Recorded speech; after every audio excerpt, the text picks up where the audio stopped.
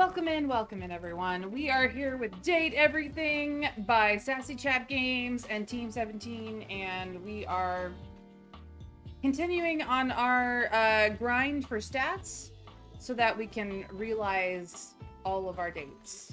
We've done at least one, and we're working on the rest because, well, we have to. We have to make them all real because they're all awesome. Thank you for the hug, Winterberry. How are the kiddos doing today? I hope they're starting to feel better.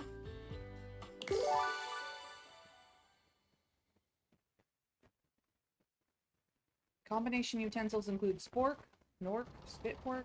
Wow, there's a lot of them. Alright, let us remember where we were working on. Do the data decks.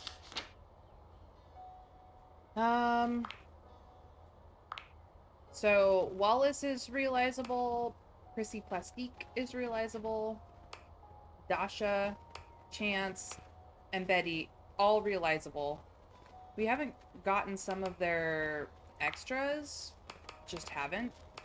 Dorian, we have all his extras, but we don't have him realizable yet. Well, it's gonna take a little bit for them to get unsick, but yeah. I hope they're starting to feel better. We do need to work on Lux. Teddy is realizable. We do need to work on Keith. We did realize...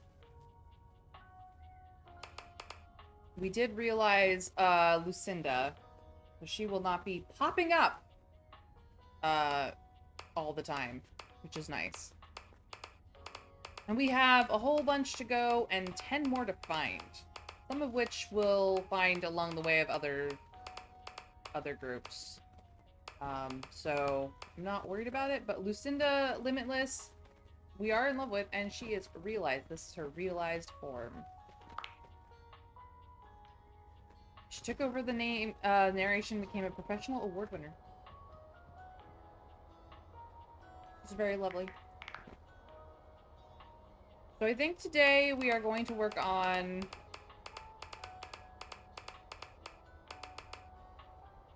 We're going to work on Dorian and Lux and Keith and maybe a couple more. Well, I hope that they get better soon. We still have these rumors, but most of them are gate locked behind other people, so... Let us say hi to Lux, shall we? Ooh, I gotta turn him on first. Oh look! The NPC is back again. I'm the main character. Oh, that's cute. There's one of you in this house and there's like, what? 16 of me or some shit? Anyway, why are you here? Saying hi to my friend. Great, see you around. Bye. Oh. That about tracks.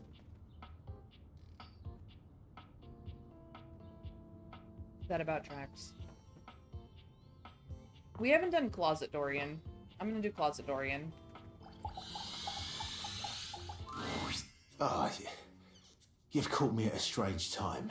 What's up, Dorian? There are normally clothes in here, but they're currently tied up in the laundry room. That's okay. I like being naked. I can tell. Aw, Dorian. So that's where all our clothes are. Dang. We're gonna have to sort that whole area out at some point. You should be able to find Jerry. I should. Hold on.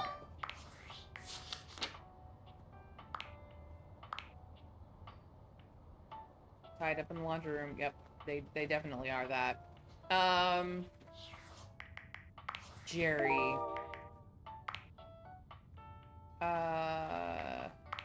No, that's Reggie. Look like Jerry. Oh, right. I do have to go look in drawers. There's a junk drawer. It's a shirt, but yes, it's literally the only thing we have to wear. Let me show you the fabulous shirt. This is what we're currently wearing. That and nothing else.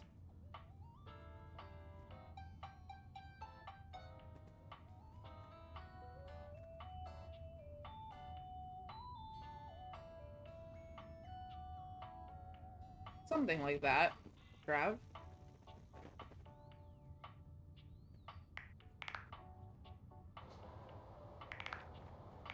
But it is why our dresser and closets are empty.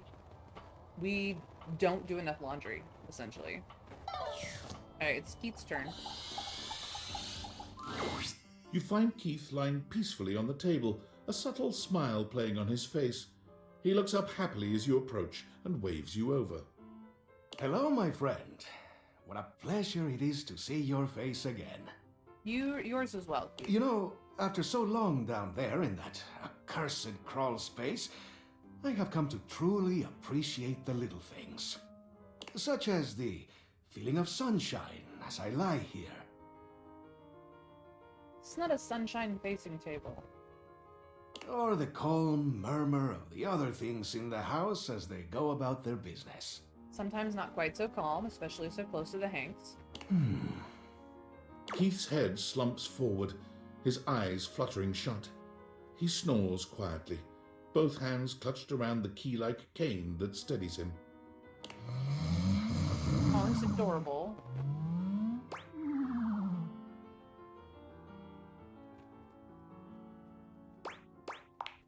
Keith wakes with a start. You okay? Huh? What? Oh. Hello. Sorry, I just dozed off. You should visit Betty. She'd like to meet him, and he could have a nice sleepy cuddle. Yeah, the whole Betty-Teddy situation would be very good for him. It's just so nice here on the table. Ah, the joy of being free. If I just open myself up to such simple happiness, it seems to flood in.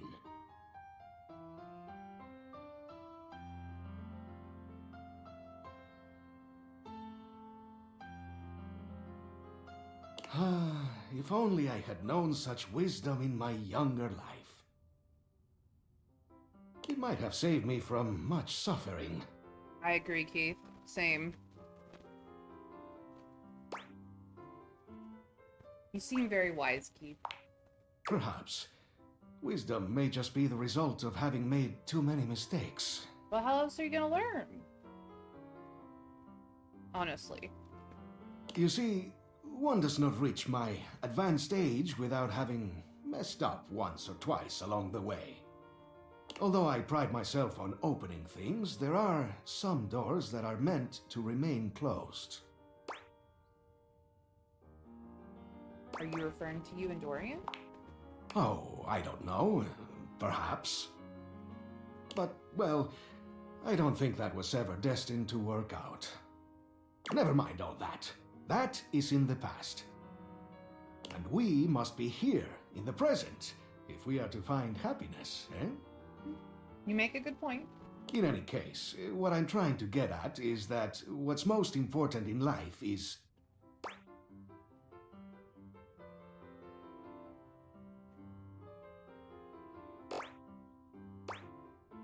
Learning to appreciate the little things. like companionship. I must say, I'm glad we've met. You know, you seem like a lovely sort. We should spend more time, Keith. And in fact, there's something I'd like to give you. Oh, you're sweet. But before I do, I need to make sure you're on the right track developing your character. I'm doing my best. So, let me take a closer look at you. He's gonna look at my stats and see they're abysmal. He narrows his eyes, evaluating you with a sharp up and down gaze. You can feel yourself sweat just a little under his intense scrutiny. You could do with some more personality. Keep going around the house and getting to make new friends. Maybe I'll have something for you next time. I am working on it, Keith. I really am. Alright. After further relationships. I have 2 more slots today.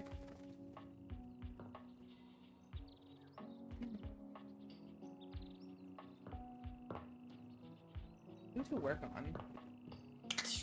Oops, not the button I wanted to push. Okay. So we have he likes candy. Let's go find Jerry. I have a feeling Jerry is in the kitchen. That is not the way of the kitchen.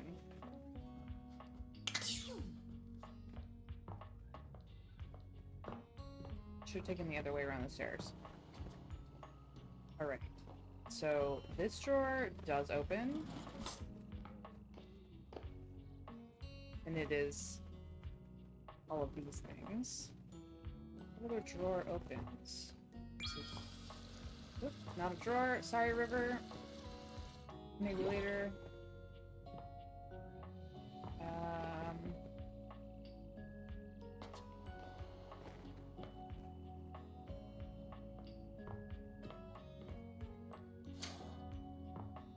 Dorian, you gotta stop closing.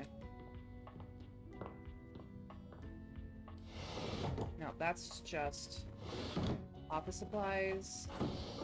Possibly this. This is, I think, Jerry the junk drawer. Let's check it out. Is this stranger your junk drawer, or Yep. the physical embodiment of clutter? He's absolutely covered in odds and ends. Receipts, CDs, rubber bands. Even his messy black hair sports a light bulb, a pencil, and a pen. When he catches you looking at him, he startles, leaping back with an undignified yelp.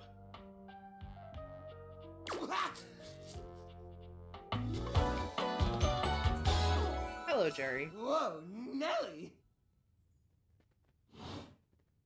Whoa, Wolf! Cheese and crackers, you startled me. Hey, next time you open a guy, knock or something first, huh? I'm not used to so much light. Besides, sudden jerky movements like that risk disorganizing my collection. Your collection? Oh, yes. Of course, of course. Sorry. Been a while since I've had a guest.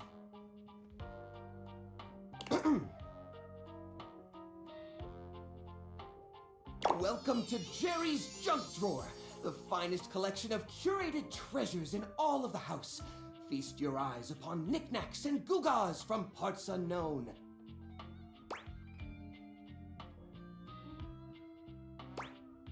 A moth flew out when I opened you. Oh, that's just Silky. He's my assistant. Or at least he's supposed to be. That's his job on paper anyways, but he spends most of his time chewing holes in our sock department. That's fine though. If I'm being honest, I prefer doing most of the organization myself. So, what do you think? I'm sorry, I'm still not sure. I understand what kind of collection. I'm still not sure I understand what kind of collection this is exactly. Why, it's a collection of lost things, each one forgotten by the world, each one a story. This button, for instance. Perhaps it was left behind as a clue from one lover to another, a modern-day Cinderella slipper. Take me with you, it says, and know that once you find the collar that matches this tragic button, you have found your love again. I just closed my junk drawer. Well, good timing then, Wonderberry.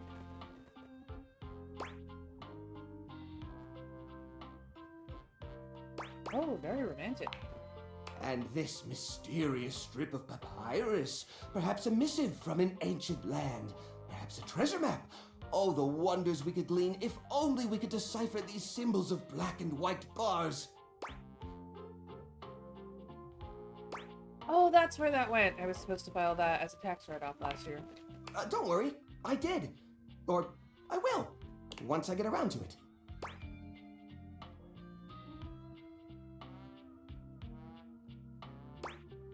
Are you really okay living like this? What are you insinuating?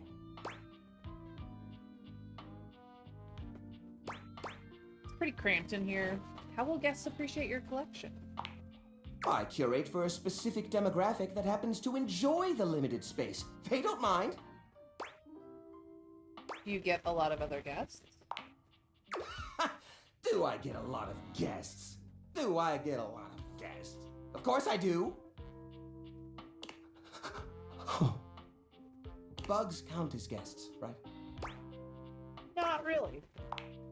Oh, you mean the other objects. I get them in here all the time. Like who? Well, there's that Celia. She's a very well-to-do socialite, and she happens to be very interested in the collection. In fact, every time she comes by, she asks me, "When will this junk be gone already?" I assume she's worried about the collection moving venues before she gets to see it. She's probably just nervous about coming inside. Maybe she's nervous about how cramped it is. Listen, you, Oh, what's the use? It's true! Nobody visits me but the moths. What am I doing wrong? I just don't get it! I love to entertain, so long as guests don't touch a single thing. What you're telling me, Jerry, is you would prefer to be a museum. Maybe it's time to get rid of some of this stuff. What? You mean throw it away? No, just recycle it a little. Turn it into something new. How do you mean? If these objects are special and you haven't been able to use them for repairs... ... Now I'm scared. Upcycle them into something that doesn't take up as much space. Upcycle them? You mean like an art piece? Yeah. Well, I suppose the collection could use a centerpiece. Something eye-catching to bring in more visitors. Which is to say a single-digit number of visitors. Which is to say another visitor besides you and the roaches. Look, you didn't have to tell me I had roaches in my house. But I wouldn't even know where to start. I mean, what am I supposed to do? Just smash objects together at random? I can't imagine Pierre the paperclip and Claude the so old he's gray and unusable now eraser getting along. They're so different.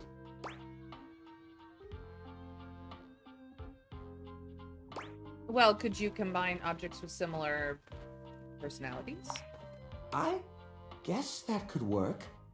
To be honest, whenever I look at anything in the collection, it's like I see its entire past laid out in front of me. That's one of the reasons it's so hard to give things up, you know?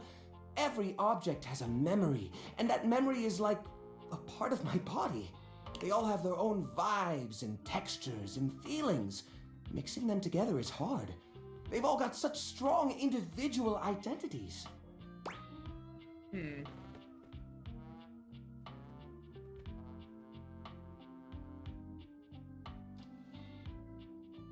He's really not selling it well at all. But we're trying to help. Maybe I can help you group them together? I suppose an outside perspective could help. I'll gather some items that could make a suitable sculpture. He does so, then claps his hands together. Okay, sculpture. Phew, here we go. First things first, we need some kind of foundation. We do indeed. I think I've got just the thing for this. It's a flat, circular piece of wood that fell off the fence out back. You always said you'd repair it someday, but I think both of us knew that was a lie. Yeah. Yeah. I've got a pile of other objects here. Your job will be to pick one of my objects we'll pair together. It's a long shot, but maybe we can scrungle something together. Oh, scrungle. What a great word. I don't even know if it's a real word, but I love it. Let me tell you about Rudolph, the wooden square. When Rudolph first came to me, I had a habit of tapping on him. We would while away the hours together, tapping away to a rhythmic beat. Sometimes the best fun looks like boredom. Rudolph always tries its best, even when he's down on his luck. He might not always be the tool you need at the moment, but he's always there to support you. Very reliable.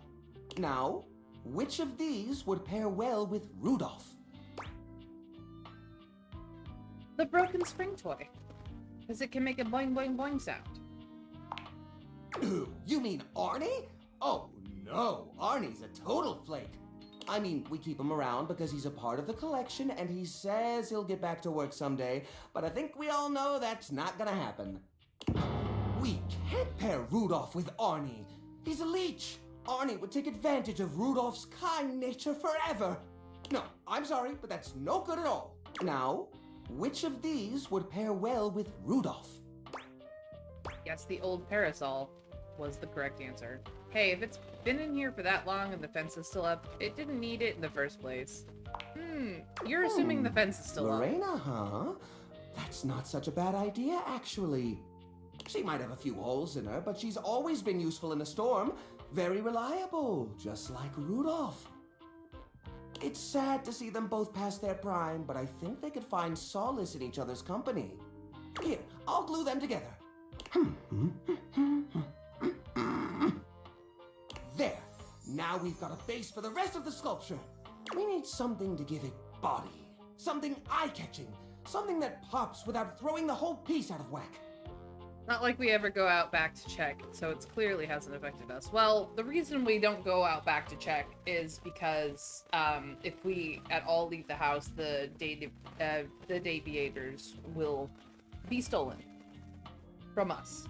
So, What do you think? Rapid and holiday lights. Ah, the old holiday lights. For the holiday we used to celebrate. You know the one.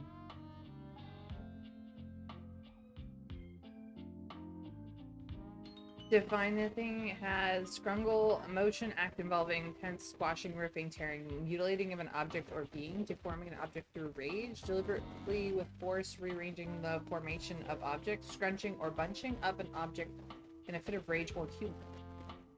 Scrungle, to be cute, a cute object. It also has scrungly, used mostly to describe an animal that's cute, but a little off-putting in some way. This could be age, crustiness, attitude, or some combination thereof. Good to know. These guys were real champs before exactly one of their 50 bulbs burnt out, rendering the entire string useless. You gotta love series circuits. Indeed, and it takes forever to find which bulb it is to replace. Even though they don't light up anymore, they still have an interesting shape. And the wire structure lets us sculpt them in interesting ways. We could even make some little columns between the top and the bottom to connect Rudolph and Lorena. Yeah, I think this is a great fit. We've got the sparkle, we've got the foundation, but it feels a little empty in the middle. It needs direction, a sense of purpose. There's a wooden foundation, a canopy above the lights. What could go in the middle?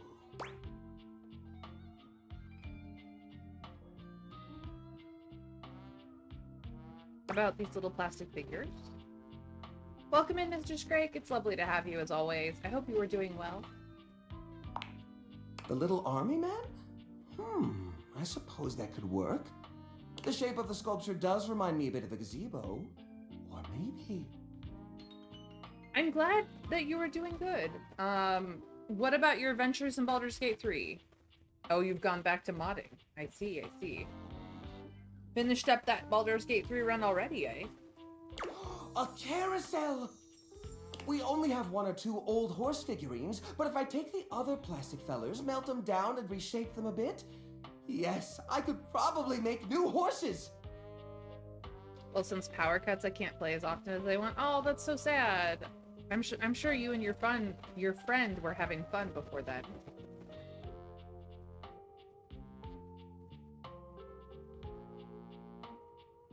But our run in a steamroll? Let's see. Jerry does so. It takes him quite a bit of time, but he manages to use an old matchbook and some tinfoil to melt the figures into a mold. By the end of the process, the figures have transformed into a series of horses with multicolored manes, thanks to their disparate pieces. We just arrived in Act 2 and all that's left is my favorite part, Moonrise Purge. Nice. It's a great art project. We'll get on that right away, just after we do something else. Oh, and that too, and that. Yeah, tomorrow, definitely, if not. It'll be the day after. Well, by next week anyway. This month, for sure. No, it seems Jerry is very inspired at the moment. That looks great. That looks really great. Wow, you're an artiste, Jerry. These poor figurines forgotten and collecting dust, reshaped into something beautiful. Rudolph and Lorena working together to give them a stage. It really is the essence of upcycled beauty. I have to say, this is very striking. It pays homage to the origin of these objects while giving them a new sense of purpose. Look at that. What a beaut! I wonder what Art would say about it.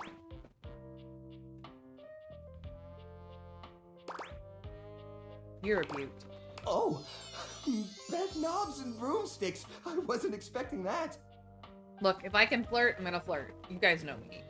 It honestly came out better than I expected. It looks amazing. I'll go file it in the trash. Well, that's great. That's really great. Please come back anytime, especially if you have anything you'd like to add to the collection. We're always accepting new donations. Things are coming up, Jerry. Bye. Aw, Jerry. Well, that was easy. And I got more perceptive. Got some empathy. I'm unruffled, keen, playful, appealing, and perceptive. Looking good. Oh my. I'll just leave Jerry open. Who else should we work on? We've done Dorian.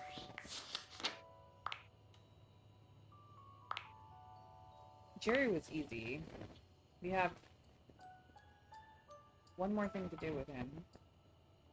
Witness the splendor, upcycled to perfection. Clean out the junk drawer? I don't know if we can. He was voiced by Damien Haas. He likes baubles, curios, trinkets, gigas, whatnots, gadgets, bagatellis, and dislikes finding solutions. But we managed to solution him a little bit, actually. Oh my goodness gracious. This is where we stand. Goodness. We need more stats so bad. So, who do we work on next?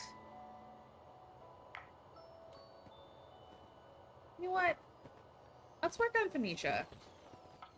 She might give us some more rumors. Phoenicia is full on sweating, hopping from foot to foot, and fanning herself frantically with her hands. She's also overheating, which is not good. Alert, alert! Ooh, I hope you like your data extra crispy because we're headed for a full-scale meltdown in here! Let's... Another system alert. Maybe it's time for a reset. Whoa! That's a little personal, don't you think? Why don't we get to know each other before you go crawling through my caches, okay? Anyway, like I was saying, red alert! Get me out of this thing before we all blow! I will remove the case. You carefully remove Phoenicia's case. Her body is alarmingly hot. Seems you've acted just in time. There! That wasn't so hard, was it? Ah, that was close.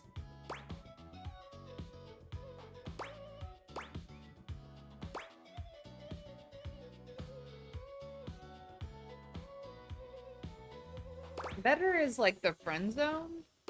Ouch, you weren't kidding, you're on fire? Could go either way, or how's that, princess? Also could go either way. No, we're gonna go with princess. Everyone loves to be a princess, right? Or prince? Regardless of their actual gender? You wanna say she was on fire? I could go that way, Winter Fairy. I'm tempted. I'm very tempted. The music is awesome. I refuse to be a princess unless I also get a tutu out of it. I mean, that's fair, Trav. I don't have a tutu to loan you, but I feel that it is absolutely fair.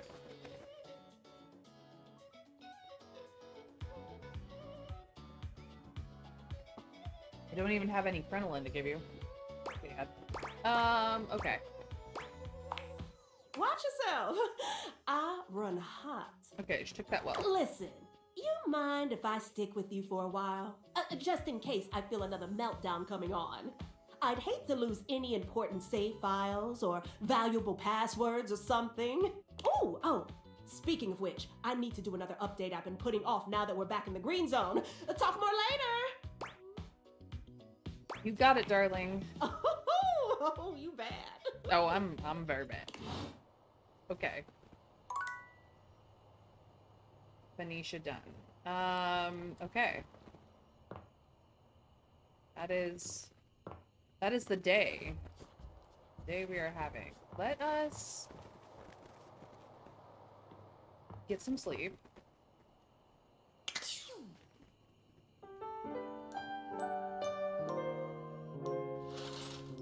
Yeah, but she means that in a good way. Alright, okay, so Closet Dorian, well, at least this Closet Dorian was interesting. I'm gonna actually go to other Closet Dorian and see what he has to say.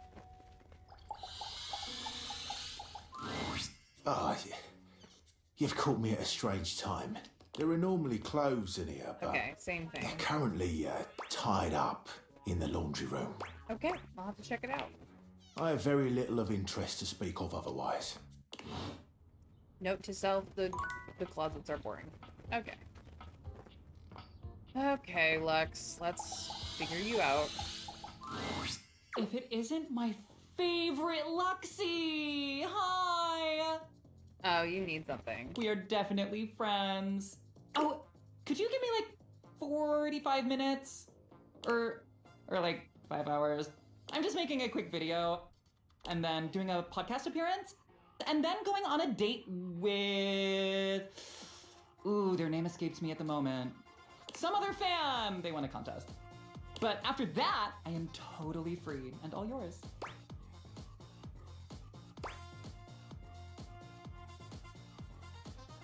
I don't know why I'm unleashing you into the world, but I'm ready to realize you, Lux. Really? I thought that would only happen when I reached the coveted billion likes.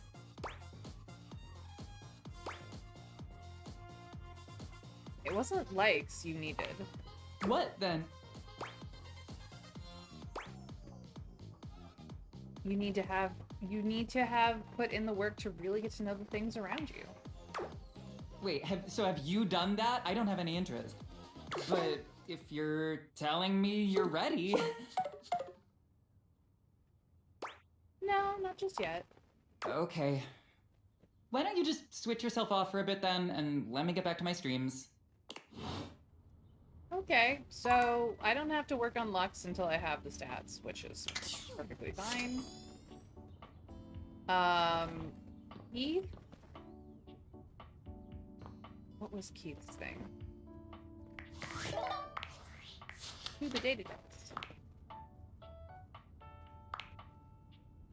Yeah, we saved her just in time from her meltdown. Dorian still talking about the clothes in the...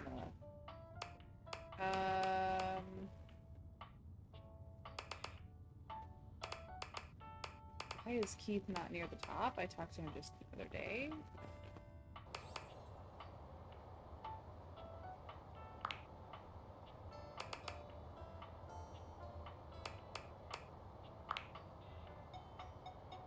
Keith can give you candy, which can be used in a pinch to change a hate ending into a friend ending. Okay. Right, he was talking about our specs points, that's why.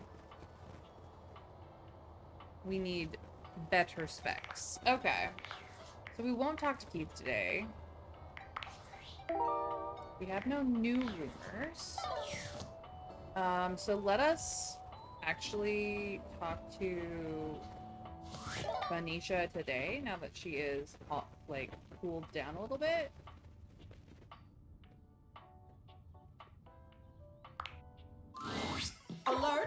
device overheating. Self-shutdown in progress. Oh no, not again. What are the signs for a heat stroke? Ooh, someone Valdivia search it. What do I do? What do you need? Ooh, do you have any idea how stuffy it is inside a pocket?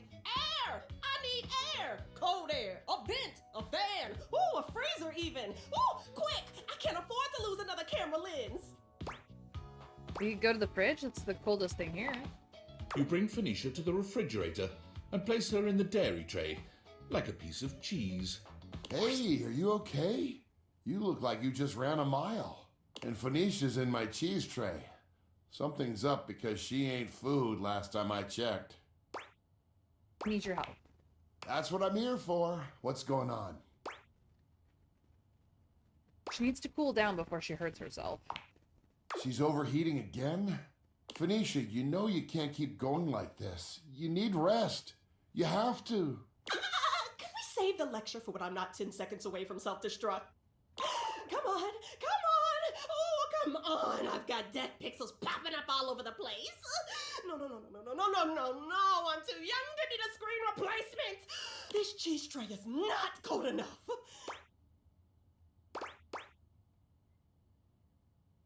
Your screen looks perfect, I promise. Just give the air a second to work. I am so sorry, this is all my fault. I'll get on and buy a new charger as soon as you're feeling better. Calm down, you're fine. It's not that big deal. Or hang on, I'll open the freezer.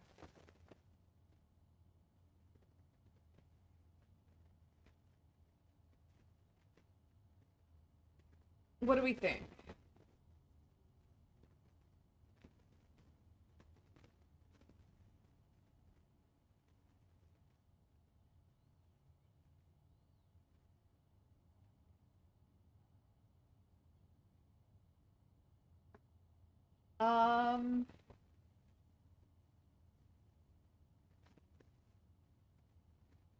Probably the screen looks perfect.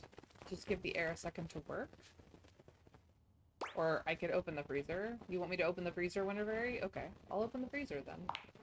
Oh, you're so thoughtful. Thank you.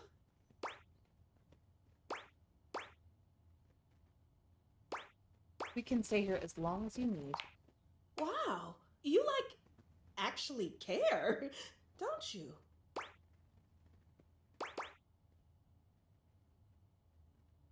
Of course I do. You're important to me. You know, in my experience, humans only say that when they want something. Forget I said anything. My wires are all crossed right now. I'm just talking nonsense.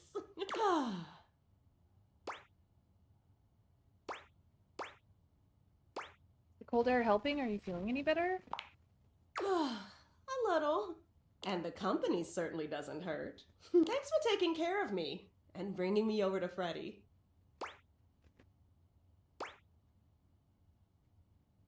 You don't need to thank me. That's just what you do for people you care about. Ooh, careful. I just cooled down. You're gonna get me all fired up again. You better not chance it. I'm already on full blast. Sorry, Freddy. You're right. And I'm sorry I snapped at you. You know I can't think straight when I'm in full meltdown like that. Just remember, folks, to close your apps properly. There is a place where you have to, click a menu and swipe them all closed. Do not leave your apps running like my dad does on his phone. And then he wonders why the battery drains so fast. That's okay. I'm just glad you're feeling better now. This has been happening a lot more lately. You need to start taking better care of yourself. I agree with Freddy here. You're right. I really should invest in a more breathable case. Oh, what can I say? I'm a device of habit. But I'll get right on it. Thanks for looking out. Is it normal to overeat this much? It's kind of, complicated. Shut it.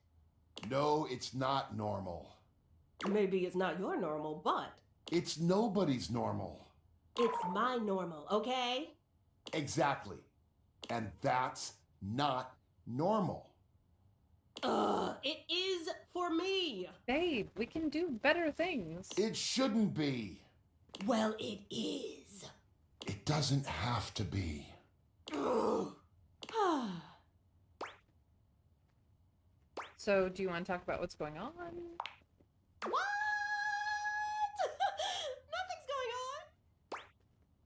Then why do you keep overheating? Oh, come on! I already told you. It's just that damn battery. That's just the lot I was dealt in the factory. We've all got our faults.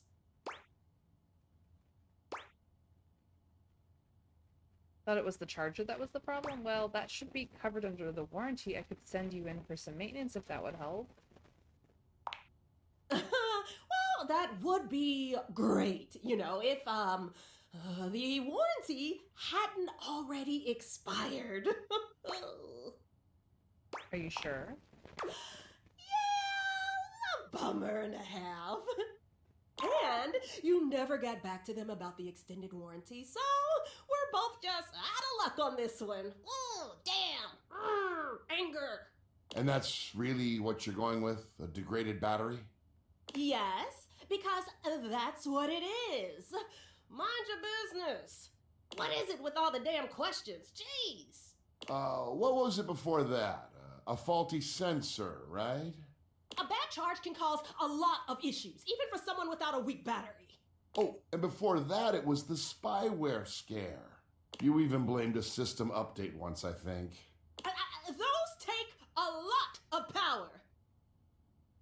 I'd be supporting Freddie's side in this. She's clearly messed up in some way. Actually, she's just doing too much all the time because she never swipes close her apps. Phoenicia, you need to start being honest about what's really happening here. If not with everyone else, at least with yourself. Enough! So I've got a few problems. Who doesn't? It's not like it's affecting my work, right? My brand is bigger than ever. I'm doing crazy numbers every live. I've got offers and sponsorships pouring in, and everyone loves my content. How could I not be good? Just look at the comments on any of my videos. You're amazing. Your tips have saved me so much money. Thank you. Your content is like my therapy. Watching you gives me so much confidence to try new things. Thousands of comments just like these on every single one. I'm helping my viewers. They need someone to look up to, and they chose me.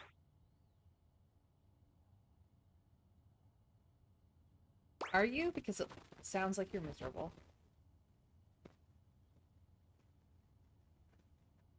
We just need to talk to Yeti more to get the cheese. I just haven't. What part of wildly successful is giving misery to you? Who said success and misery are mutually exclusive? I mean, I make people happy. I make them laugh. I help them feel confident. What do you do for yourself? I do tons for myself. I'm the queen of self-care. Like what? I do spa treatments. You know I'm all about my skincare routine. Online shopping. I gotta have the latest accessories and outfits. Do you do that? Do you do it because you like it or because you think you have to for your audience? Okay, well, I have tons of hobbies that I enjoy just for myself. You also want a cheese drawer? Does it autofill? No, it does not autofill. You have to fill it with cheese, and then you have to eat the cheese from the cheese drawer before the cheese goes sideways. Name one. I do art. I actually just finished a set of new home screen backgrounds, and they look fantastic. Thank you very much. Which you also put up as prints for sale in your shop. Got me there, I guess. I do photography. I'm always looking out for great shots. You know, I even started a photography club. Oh, are you talking about that video series where you give tips on how to take the best selfies? I can manage eating the cheese. That bit's easy. Maybe. Yeah, but you still gotta fill it. Oh man, I want an autofill cheese drawer. Who The only people who don't want autofill cheese drawers are the people who can't actually eat cheese. This is the power of cheese is strong, guys. Any hobbies that you don't also film and turn into content? Or turn into content? Realization slowly dawns on Phoenicia. Oh my gigs. I don't do anything for myself, do I?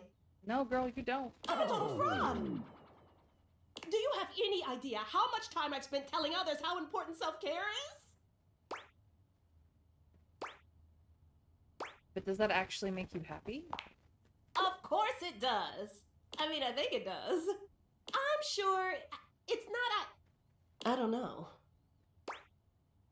Care a lot about your fans, right? Of course I do. Do you think I put in all this effort just for myself? So close to the point.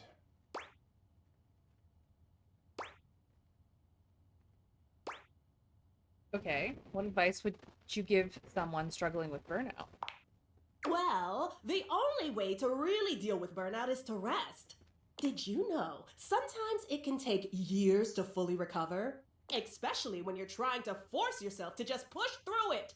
The harder you push, the longer it takes to come back from it. Your processors can only take so much without rest. Oh. Oh. Oh. Yeah, self-realization is a bitch. I think we've had a breakthrough. You're right. About all of it. I just didn't want to see it, but you're right. I've been pushing so hard for so long.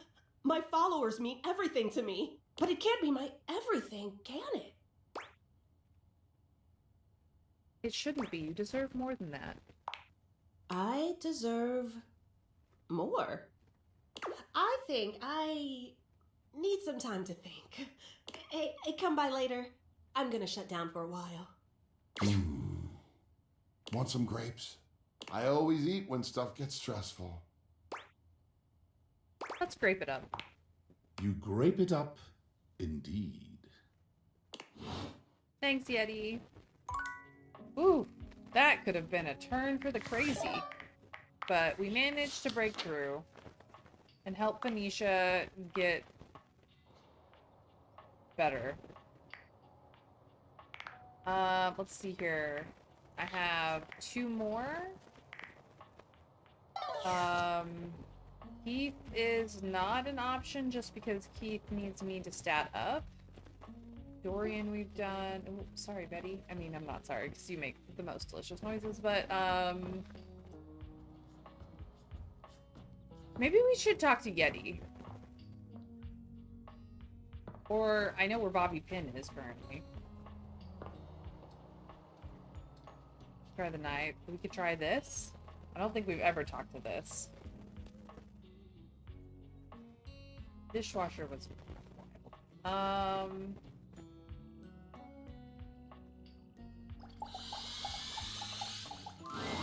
You find Daisuke where you left him last time, Daisuke! staring intently at dishes on the table. He does that.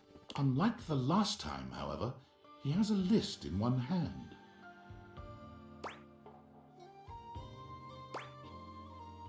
Hard at work, I see.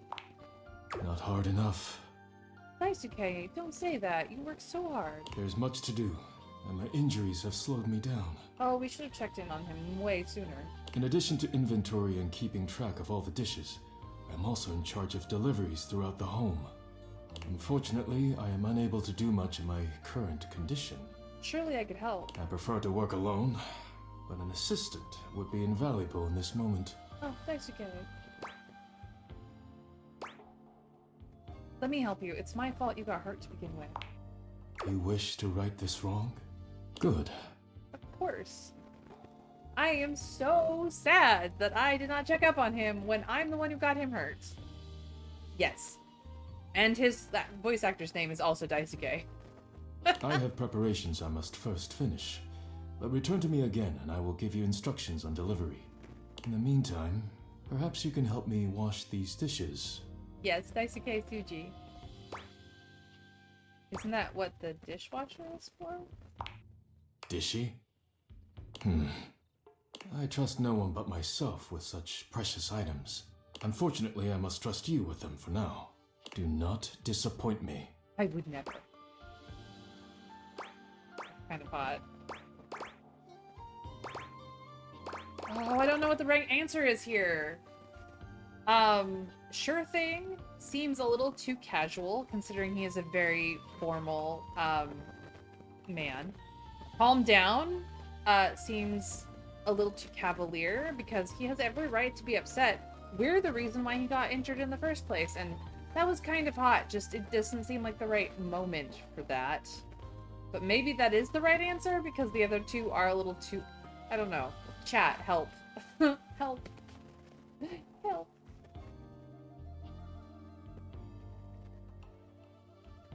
I love the music for him. So good.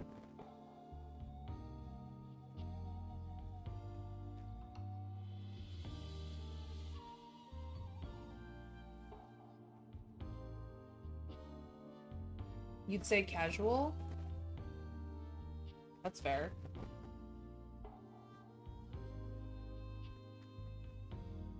I mean, with a voice like that, how could he not be? Honestly. Most of the voice actors in here are hot. Not gonna lie. Yeah, one should be okay. It's not like the other two work as a formal response either. Yeah, I kind of wish they had given us a formal response, because he definitely is a character who would appreciate that. Please begin then. You pick up the dishes and begin to wash. As you work, you feel Daisuke's eyes boring holes into you. It makes you feel... flustered. Your hands are shaking. Take care lest you drop one. Yeah, sorry about that. You just...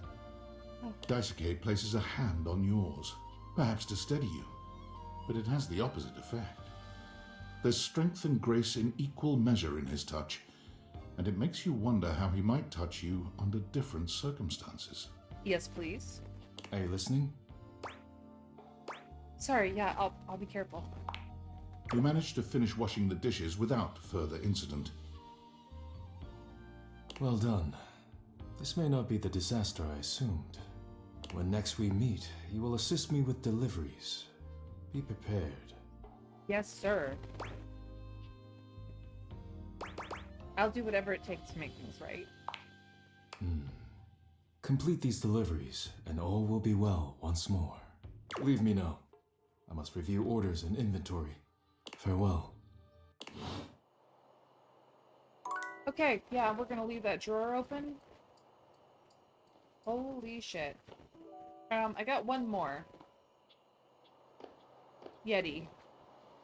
Yeti, we need to talk.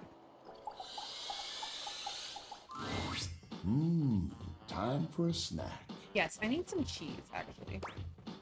Hey, Freddy, just looking for some cheese. Looking for some cheese is the kind of talk for someone on a quest. This ain't a snack, huh? No, it's for Von Trap. Wow. Haven't heard that name in a long time. Well, I got a block of cheddar with your name on it. Or, well, his name. Anyway, hope it does the trick. Freddy hands you a small block of cheese. Excellent, thanks. No problem. See you later, cool kid. You got it, Freddy.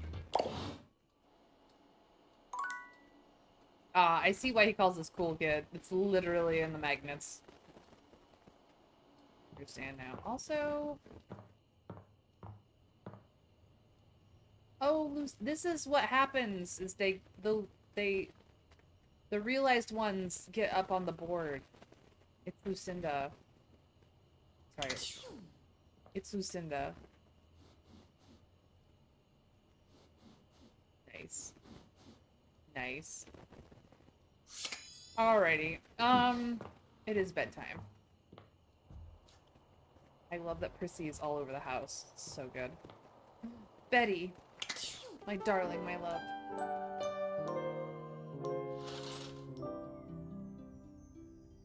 Alright. Today, we start with Front Dorian.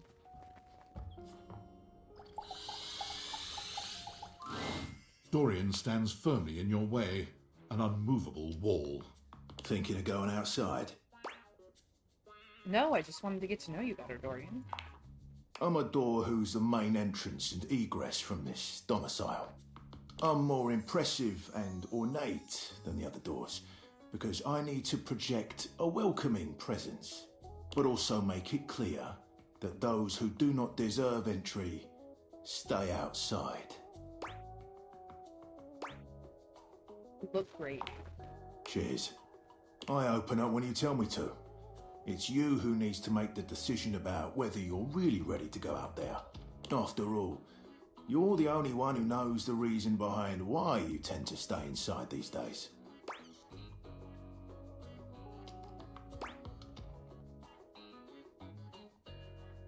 I want to bring as many datables to life as I can. David Most should not have these glasses. On the nose right there. You and me and the glasses can stay inside the confines of this house until you've done all you have. So for now, I'll remind you to keep indoors. Stay safe. I wanted to get to know him more. Dorian! Ugh. Ugh.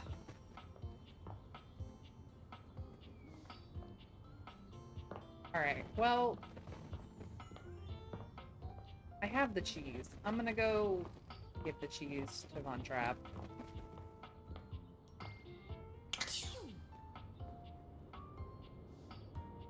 I think we have to talk to Trap Dorian more.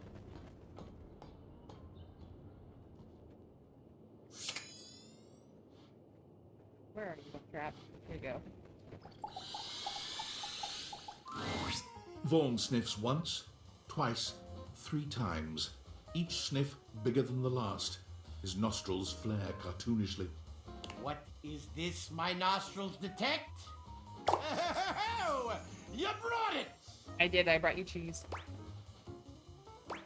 Is it Gouda enough? I'm gonna pretend you didn't just try that. Ugh, really? Puns? You doing this? Vaughn takes the cheese from you, bringing it in close and inhaling its scent in a manner so obscene, you're forced to look away. Oh my. Oh yeah, oh yeah! This is the good stuff, I can tell. Ha-ha! Oh, I'm gonna be covered in rats in no time!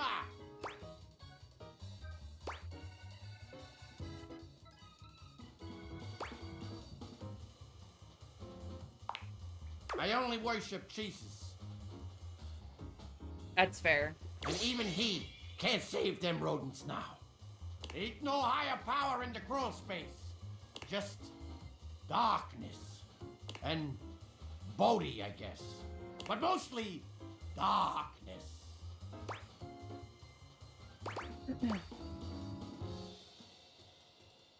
You seem a little stressed, Vaughn. Stressed? Hey, stressed? Okay, maybe I'm a little stressed. But you'd be too if you had one job and no way of doing it. I lost my job to an AI chatbot. I'm stressed. Ah, sure, 'cause we live in the 30th century, Buck Rogers. Wait till those bots try to take my job. I'll snap them in half. I got your AI right here. Stop, stop, stop. I say, here you come. Here you come, you little AI. Come here, you little... Stop! That's how I get him. Good to know. Good to know. Would like to leave. Thank you.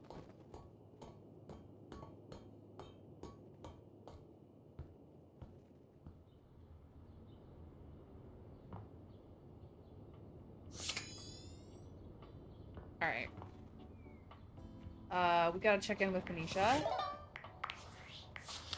See how she's doing. So, Dana Snyder's so good at this type of role. Cheddar plated.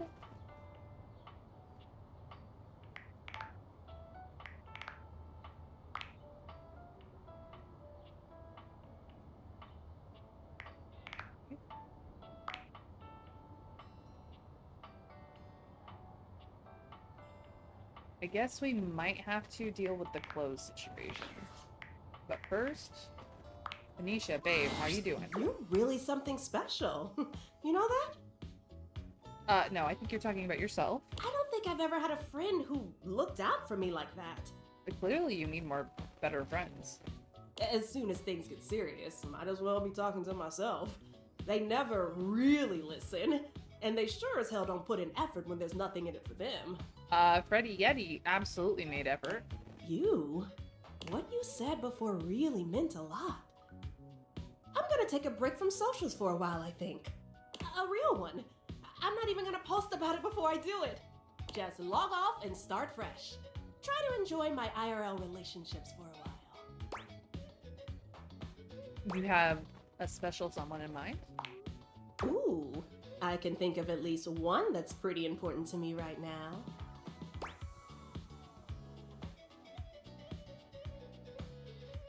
Bet you're pretty important to them too. Does that include me? Oh no. We're not gonna friend zone Benicia, because I've been friend zoned by some, but I want to love all. So, pretty important to them too, nudge nudge, wink wink, or does that include me? Which one should I do, guys?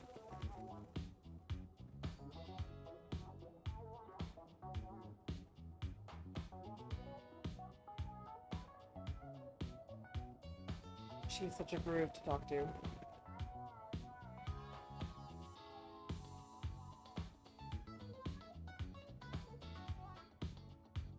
Two? Okay.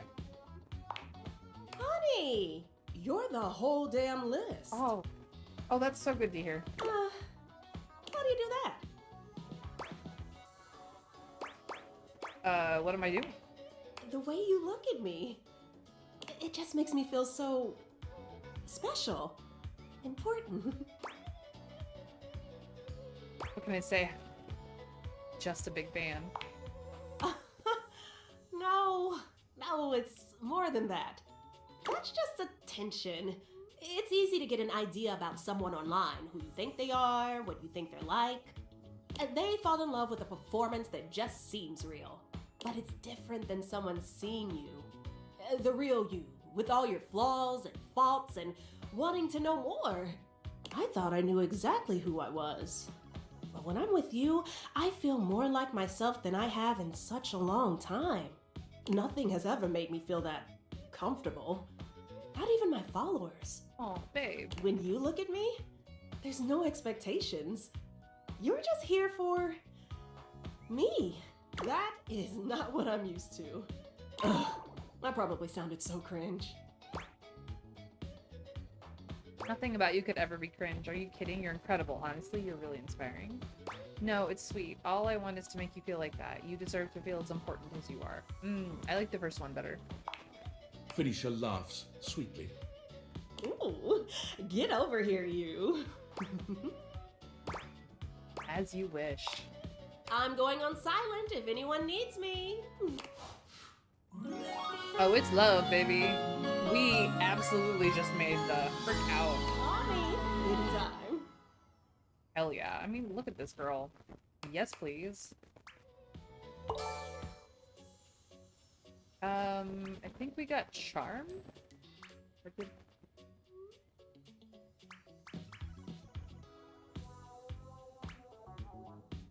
So apparently I'm enchanting, perceptive, unruffled, keen, and playful. Okay. We still got 2 things to do. I have a feeling we need to deal with the laundry situation and get anywhere with Dorian, so...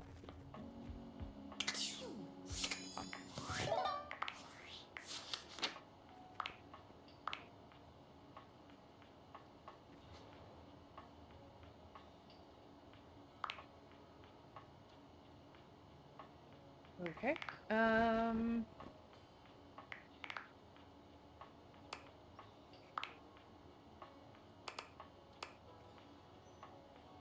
Goodness, we are in love with 8 people, friends with 4.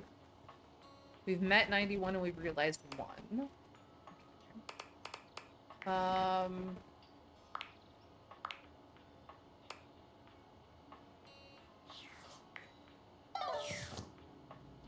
We've talked to We've talked to Dorian, Phoenicia, Yeti. Let's go back to these guys, because apparently all of my clothes are right here. Once again, Harper and Dirk are going at it when you walk up on them. This time, Dirk is the one shouting. You need to let go of this stupid Chappy thing. I'm not him, and I never will be. Don't you dare say his name. You could never be him. I envy him, to tell you the truth. He finally escaped from you. Harper is stunned into silence, her lower lip quivering for a moment before she points a finger at the door and screams. Get out! Get out and go do whatever it is you do when you're living your double fucking life! I can't wait to get out of here and not hear your shrill-ass voice! That's what I do when I'm away from you, by the way. I just enjoy the goddamn silence! Go enjoy your goddamn silence then, you fucking asshole! I can see why Laura wanted to play Harper. I will! Dirk stomps away from Harper, stopping for a moment to look at you. He puts a hand on your shoulder, leaning in but still speaking loudly enough for Harper to hear. Get away while you can, buddy. Don't let her get her claws into you. Trust me on that. He walks away, flinching as Harper lets out a frustrated scream.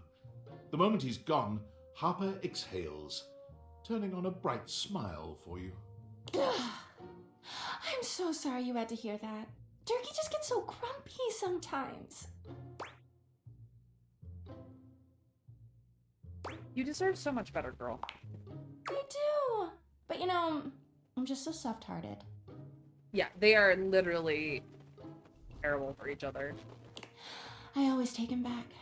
You seem like someone who gets relationships. I've been thinking a lot about my relationship with Durkee lately. You'll listen to me, won't you? I'd love to help. Oh, good. This way. Harper grabs your hand, dragging you over to a quiet corner of the room, overturning a box to allow you to sit.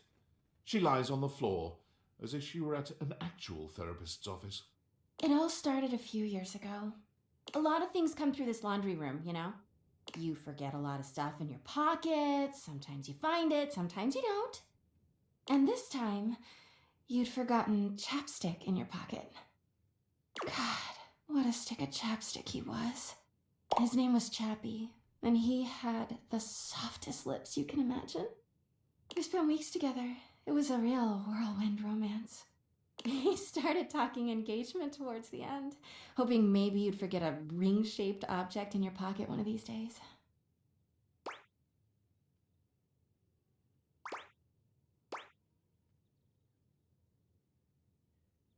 Oh yeah, I was looking for that chapstick for ages. Well, you found him again later. But I'm jumping ahead. Chappy had crawled back into the pocket of one of your pants. He liked the dark. It made him feel safe. Harper sniffles, growing silent for a moment. When she speaks, her voice is filled with emotion. And then you washed him. Washford and Drysdale brought him back to me. I'll never forget it. He was melted. She lets out a sob. He wasn't the same after that. I tried to keep things going. Harper turns to you, sadness and anger in her eyes. But you threw him away.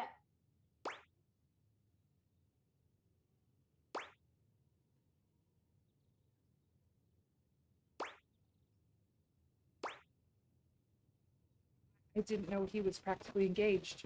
Or he. That doesn't make it better! Anyway, ever since then, when Durkee gets washed by Washford and Drysdale, he leaves. And when he's up there in your closet, he pretends he doesn't know me. I've gone to see him so many times. I've cried and screamed and practically kicked his door down. That doesn't sound healthy. Yeah, he is so toxic. I know that Durkee is cheating when he's up there. With who, the Hanks? He calls himself Clarence. and acts like he's so cool and above everybody else. Tell the truth, Turkey! I know you and those Hanks are getting it whenever you're up there. And he's got a stream of objects coming in and out of that closet. I know it!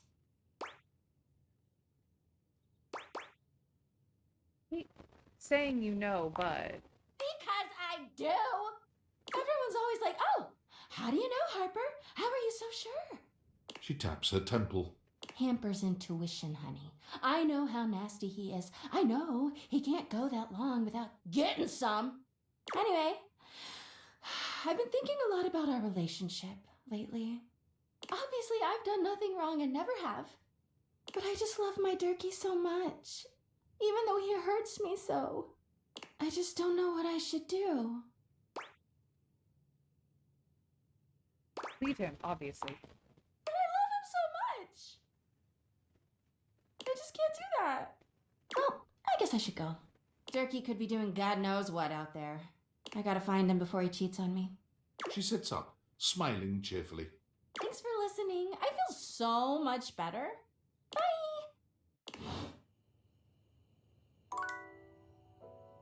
Oh boy. I think I would like to find if there is now a pile of dirty clothes in my bedroom. Would I have gone the faster way? Sure. Did I? No. Okay. No clothes around here. Still, what about the bathroom? Nope. Still nothing there. Okay. Well, I was hoping I could talk to Durkee privately.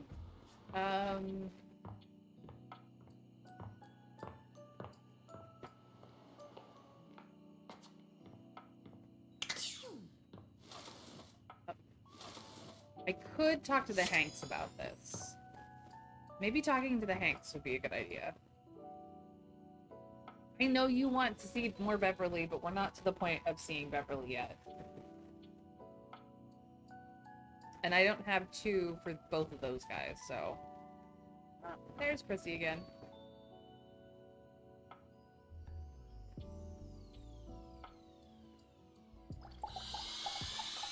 We will get to Beverly, I promise. Awesome! Welcome back to the Adrenaline Den! It's great to be back. And it is our pleasure to welcome you back. Our pleasure for sure. Hey, what do you think of the new branding? We just named it. Do you like it? Isn't it a mood? It came to us in a dream. You were there too, but you were wearing a lot less. Ooh, tell me more about this sexy dream. Well, we were gearing up to go street luging. I'm not surprised by that, Winterberry, because both Sam and Taliesin do a lot less voice acting because they are actually doing a lot more voice directing these days. I know Mary McGlynn also does both voice acting and voice directing as well. I don't know offhand who the voice directors are on this project were, but it's possible they weren't voice acting because they were voice directing. It was gonna be wicked gnarly, but you forgot your mouth guard. And all your clothes. Heck number 3 found this very sexually arousing, but frankly, we were just worried for your safety. Safety is goals AF! Aw, you Hanks are so sweet. Anyway, give us 2 minutes, would ya? You caught us right in the middle of visualizing success. And some other slightly naughtier imagery. We sit and do it for 37 minutes every day. Winterberry, by the way, this is the voice actor for Dorian. All of the Hanks are. Just FYI. It's tight, Broseph! Ah, meditation!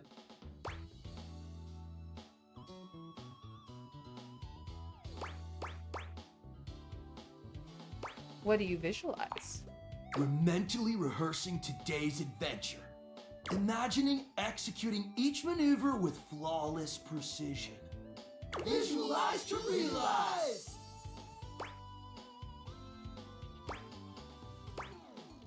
Like, realize? Nah, no cap. Literally, uncapitalized. We're going windsurfing! Yes, that... No. Dorian is in the Critical Role character Dorian. The Hanks are Robbie Damon, who plays Dorian on Critical Role. It's just a coincidence there's a Dorian door played by Ben Starr in this game. Yeah. Sorry, Winterberry didn't get the reference either. It's fine. I was explaining myself for a reason. Yes, they are. They are ref. You know. Yay! Sorry, I completely blanked. I figured she might get it. I figured she might get it, but apparently I was mistaken. Really? That sounds dope. Oh man, it slaps so hard, homie. We're gonna bring our sailboards down from the bathroom. And it's actually not the only characters that Robbie plays in this game either. He actually has technically two characters, even though the Hanks are a group of 5. Pass Jean-Lou to hit a flush. And let her rip! Boom! Instant sailboarding! Wicked! Sounds epic. Oh, for sure. Honestly, it's also a little dangerous. But just the right amount of dangerous. Oh yeah! Listen, Red Bull always makes sure all of our adventures are exhilarating and epic. And above all, safe. Always safe.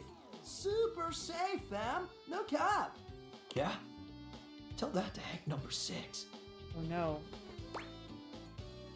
Wait, what happened to Hank number 6? Nothing nefarious, if that's what you're asking. That doesn't sound like nothing. Look, Hank number 6 just isn't around anymore, okay? He's gone. It's all good. Promise. Is he somewhere else in the house? Yeah, sure, probably, totally.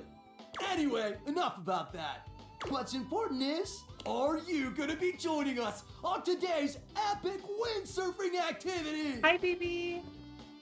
I hope TCG Card Shop Simulator is treating you well. Are you? Hell yeah. Wicked tight. Just remember to stay low, feel the wind, and ride those waves. Ride them like you really mean it. Let's go shred it up, dog! Okay. Well, I didn't hear anything about,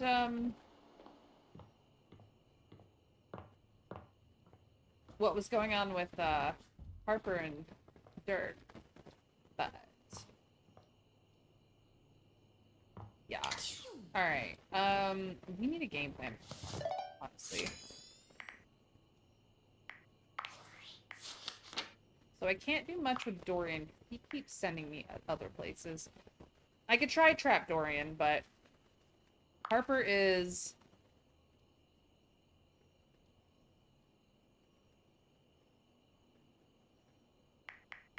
difficult. The Hanks are involved, but we're just on sponsorship. See, Robbie Damon.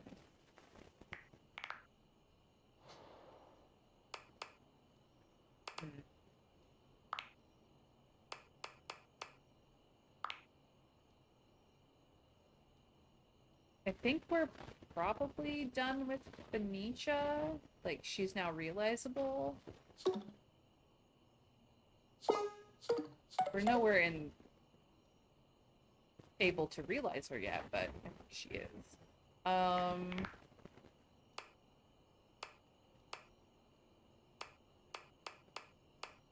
Yeah, I think everybody who is in love with us is realizable. Lux and Teddy are both realizable. Keith requires us to have higher stats. And Dorian being very closed off.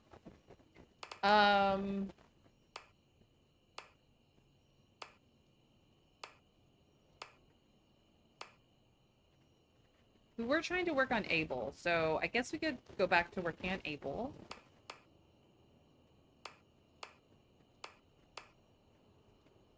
These two are complicated.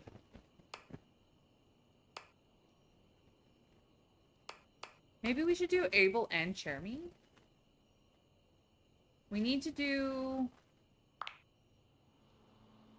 different days. Okay. It's Monday, so as long as we don't do Saturday again, we'll be okay. Alright, let's do Abel and Chermy tomorrow, and then we'll figure out other people. I might do the washer and dryer to try and handle their craziness as well. Good morning. Where was the good place to talk to Abel? Probably just here? Abel looks much shinier than you remember. When he sees you walk up, he starts, almost looking as if he wants to flee, but there's nowhere for him to go. Hey there, Abel. Whoa, you're soaked. Darn it. Why have you come to see me now? What happened? Oh, you should have seen him. He was an absolute animal last night. Beg your pardon? Oh, but the fun didn't stop there. You're just in time. Good to know. This sexual demon was just about to treat us to an intimate act so ambitious and depraved it requires him to coat himself in lube from head to toe. Tarnation Benoit! I'm sorry, I was just cleaning up after a date. But I'm still a little sore. I was trying to screw the cat back on. Next thing you know, I'm being baptized in this vile liquid. Hey, there's nothing wrong with a good and safe time, Abel. There is nothing wrong with a good and safe time. That is for sure. Besides, it's water soluble. You just need a good shower. Why does it smell like bubblegum? Well, if bubblegum's not your thing, I've got grape, strawberry, unscented. This was just an unfortunate and sexy accident. Ain't nothing arousing about it. Isn't he adorable when he's all wet and distressed? It's adorable. I ain't in distress. Now leave me be, you miserable rascal. Oh, but it's so fun seeing you like this. Go on, get. Fun, party pooper. I'm gonna call River. She'll take care of this. Don't you bring nobody else into this. Abel exhales, pinching the bridge of his nose between his fingers. You know, a little mess is part of the job from time to time. And I get that, but this? Sometimes a table's principles are tested. But everyone deserves support, and it ain't for me to judge no one in this house. Not even Benoit. The blushing.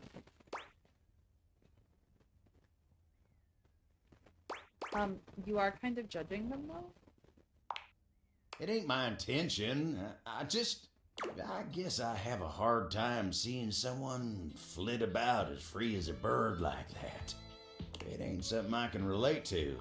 Ain't no worries in that battery-powered head of theirs, no matter how modern and casual they keep things. It ain't really something an old-fashioned table like me can understand. Then something like this happens and they ain't bothered about nothing, even when they did cause trouble for somebody else.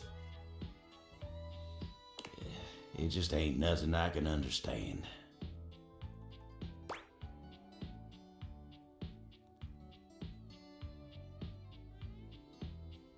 There are probably some things you could learn from Benoit. Like what? How to soak your friends in unmentionable liquids? It's very rare for people to say that's too much lube. I mean, you have to go sort of like stupidly overboard to have too much lube in a sexy situation. Because you are going to use it. Ah, I'm sorry. It ain't fair of me to pop off on you like that. It's just, I smell like bubble gum, and I'm slippery as a grease pig in an ice rink. River enters without Benoit. They wisely seem to have realized they'd be better off letting her handle this on her own. She doesn't even speak to either of you. She just breezes in and out, soaking Abel in water instead of bubblegum lube. Oh, tarnation! You're welcome. Abel manages to look more miserable than he had before. Oh, you poor thing. No, now don't you go pitying me. That's the only thing that could make this worse. I ain't covered in that stuff no more, but I gotta deal with this now. Let me help you.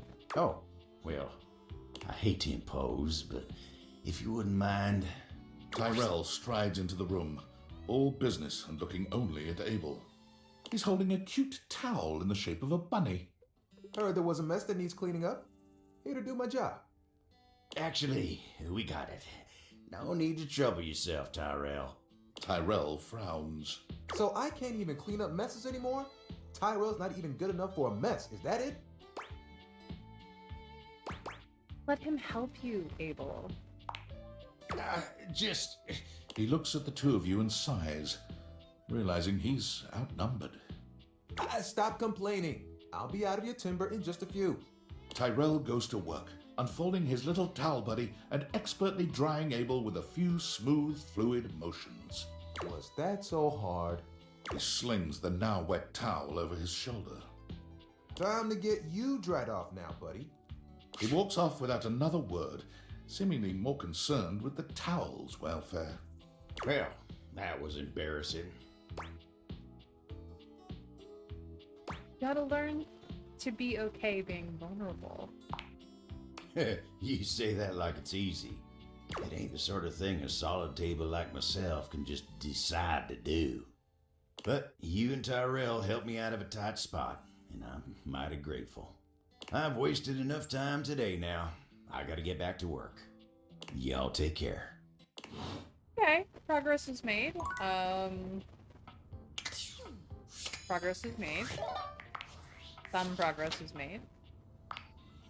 Alright, so we got Abel. Poor Abel. Landing table and dining table? Okay, well I guess I have to talk to him in other places.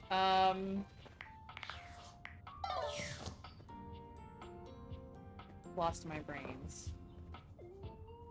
We working on Abel.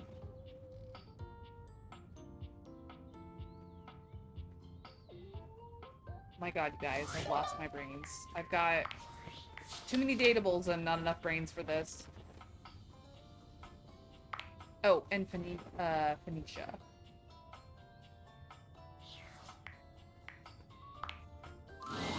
Oh, I was hoping you'd come by. I want to show you something. Ooh. What is it? Look. Phoenicia holds up a sweet little painting. The brushstrokes are a bit shaky, but the likeness is wonderfully clear. My very first thing. Just for me. Wow, you've moved out of digital art, huh? A painting? That's right. You're looking at the next Bob Floss. I started taking lessons with art, and it's been incredible. I feel so free. I didn't even record the process. Ooh. I'm proud of you. It's too bad, though. I would have loved a copy. Well, that's good. Because I was actually about to say, I want you to have it. Oh, she made it for us? Art says that all artists create from a perspective of certain emotions. that their inspiration comes from those emotions, and that it's different for everyone. I've been thinking a lot about what you said, and trying to find things that would make me happy, instead of just focusing on making other people happy. I wanted my art to come from that happiness, joy, love. And when I thought about it, I thought of you. Aww. Beautiful, thank you. Well, it was inspired by something beautiful. Benicia, you didn't. Thanks for being my muse. And for not giving up on me. I would never. Oh, that's going well. Okay. Alright,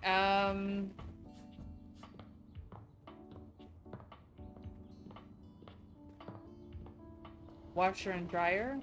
We must deal with the both of you. Top or bottom, guys? Top or bottom? Orange or blue? Char Bronco colors, to be quite frank, if you're into the sports, which I'm not really, but I am a Broncos fan, so.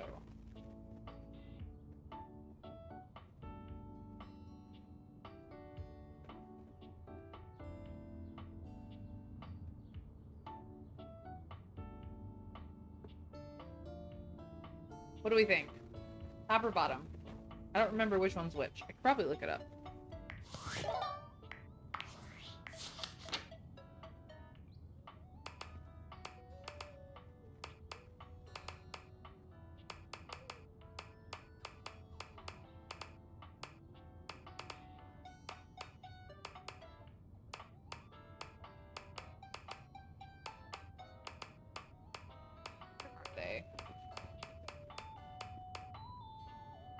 Washford is blue, Drysdale is orange.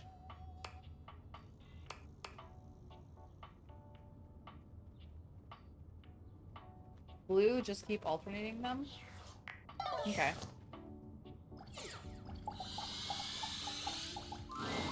Oh, look. A fantastic red shirt. I imagine you want me to swoon. You may have wandered with mad disquietude into a world which will overwhelm you. I must confess, there is a part of me which longs to see you drowned in it. Drowned in the darkness and the sorrow, if only so that I will be understood in the eyes of one who is drowned like me. Hi, Washford, how's it going? It goes as it goes. I was. My God, I was. And the light and the darkness consumed us both. And time crept in this penitent crawl moment to moment, to night, and I didn't notice. Not enough breath in me to care for anything but this, for anyone but this, for anywhere but this now, my love. My love. You are on your own journey right now, man. Come with me. Come before me, with a look so piteous as if we had been loosed out of hell to revel in horrors. We know only a heap of broken images. A casual forgetting of even the shallow breath you're shackled to. You are a poor marionetted hanged man, dripping from his cobweb strings. Come with me. Come into the deep water. Oh yes, this voice. I will give you lustful abandon under a salted rage of stars. Is Drysdale into this stuff? Please don't stop talking. Please don't stop talking. Have I captured you? Yes. Love comes in so many forms, you see. It does not have to last forever to be true. We can be shattered in a moment as easily as in a lifetime. Uh-huh, I'm sure he does, Winterberry. I can ruin you for an afternoon. And in the years to come, you will dream about your hour on the high cliff while you trudge through shadowed valleys. Anything real is an honor. Anything real is a shrieking exaltation to love.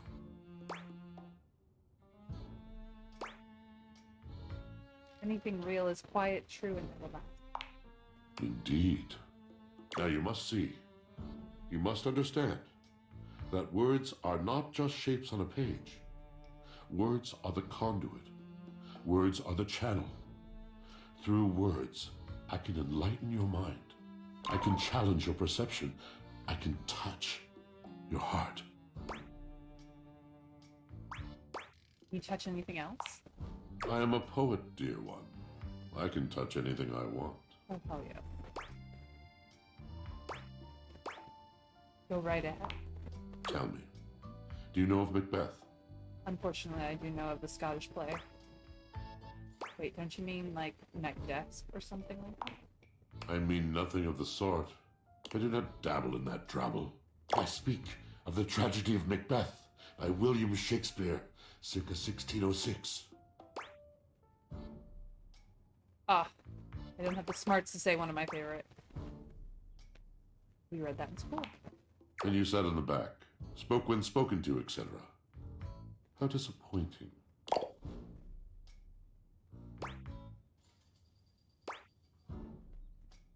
Disappointing is kind of a harsh word. The first human I've had to converse with in God knows how long, and you turn out to be less engaging than that damn sock Drysdale used to spend his days losing. Hey, that's rude. You don't know anything about me. Oh, don't I? No, you don't get to pass judgment on people just because they don't read the same books as you. Now who knows nothing? That isn't why. It isn't that you don't read the same books as I, it's that you had a chance to read anything, any luminary from the canon of the human soul. Something that could have illuminated and burst open and changed you, and you chose to skim through the cliff notes in the back of the room. Look, I don't want to fight with you. So obsessed with wherever you are not, whatever you do not have, what is new and shiny because it must be preferable to the ancient and profound. Why stand and dare when you could turn and run?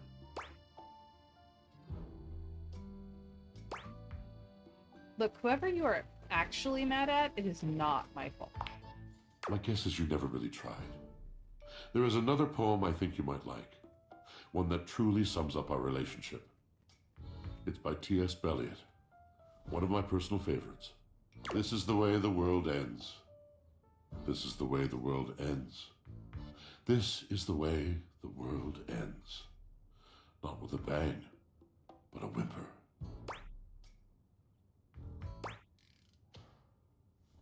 I think you misunderstood me. I can see how passionate you are about what you believe. Yes, of course. The poetry of it all. But please, it would destroy me to know that my passion was boring you. I have too many memories of that, of brightly lit eyes gradually fading, the mask of tolerance sliding over the once familiar features of a friend. Nobody ever quotes anything else from him, just The Wasteland, and usually those lines. I know. And T.S. Eliot had many more things to say than just The Wasteland. It is a precious kind of heartbreak, and my heart has its share of scars. Rather than batter away at the merciless stone of an unsympathetic mind, I will release you. Good luck to you, traveler. If only I'd had the smarts. We could have bonded over Shakespeare. Oh, you're back. Try not to bore me too much this time. I challenge you to leave me speechless. Can I ride inside you for a bit? Well, well. Look at you. That may be possible. I do adore trying new things. Like me? I'm new, right? Oh, so you are. More points for you. You are doing well. What a fun game this is. Well, let's get you some points too. My. Look at you. Collecting all the points and the gold stars and the defending of the personal freedoms. I love it. You know what else I love? Flowers. Big bouquets of them. Birds of paradise are my favorites. They're impossible to get here.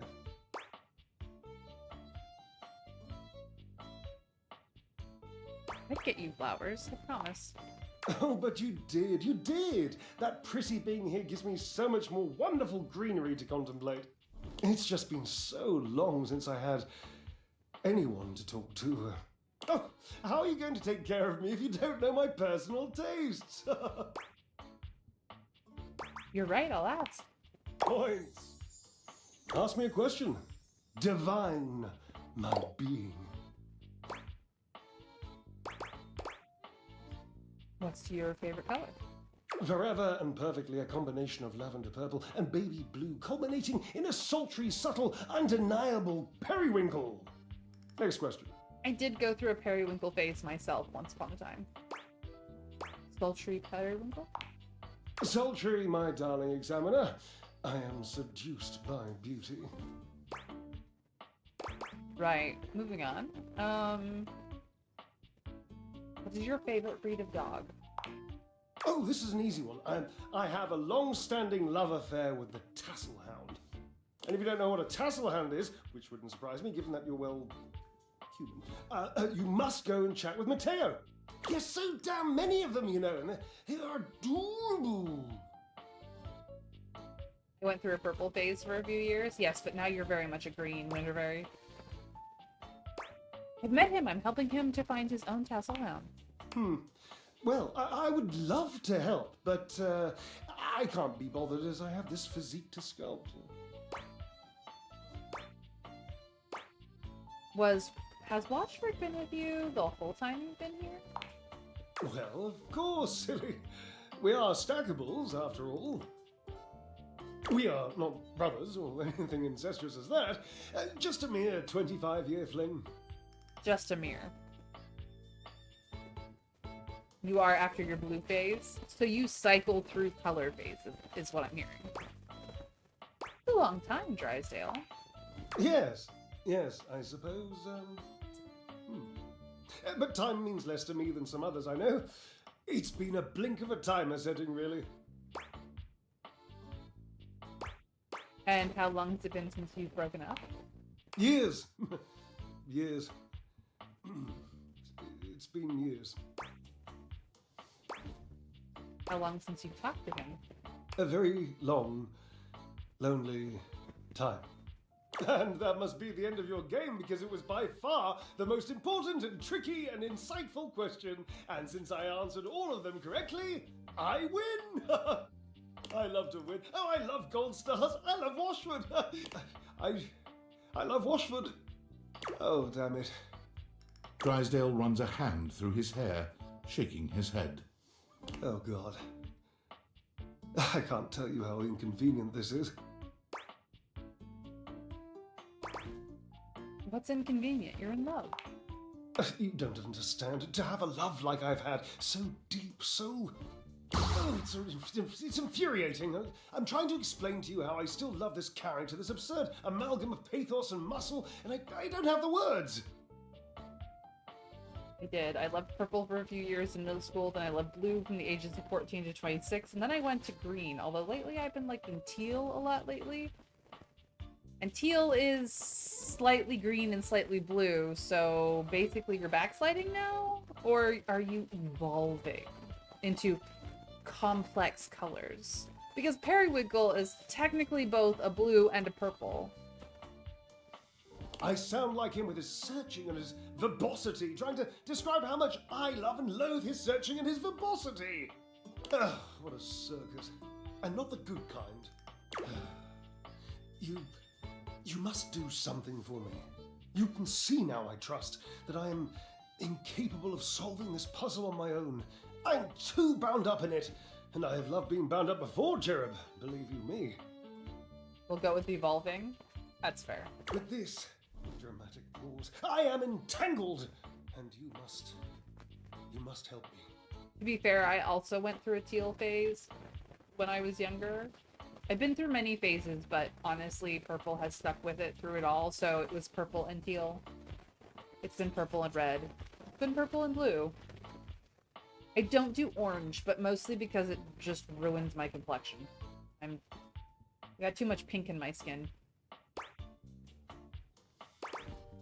We'll talk about the binding thing another time. Ah, yes. I see the shimmer of curiosity in your eyes. Well, Washford and I found this silken robe tie and, He trails off, lost in a precious memory. Eventually, he sighs. Look, I know some people who look fantastic in orange, and I'm not against orange as a color in theory, but like I cannot wear orange to save my life. Reds, yes. Yellow, debatable. Orange, never.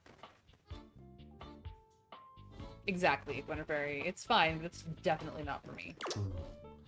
Washford, you must talk to him for me. You must, please. Try to repair this chasm, this rift. It's like a new stained canyon has torn its way through my heart. Will you, please? I just want to know why you broke up. I can try. I can't make any promises, though. Understood. I've always considered promises to be rather passé anyway. Sort of just like Mary Harrods. Just, don't. Really. Thank you. Okay, well that's those two. And we'll go back to Harper because we need to figure out this clothing situation for Dorian to ever talk to us again.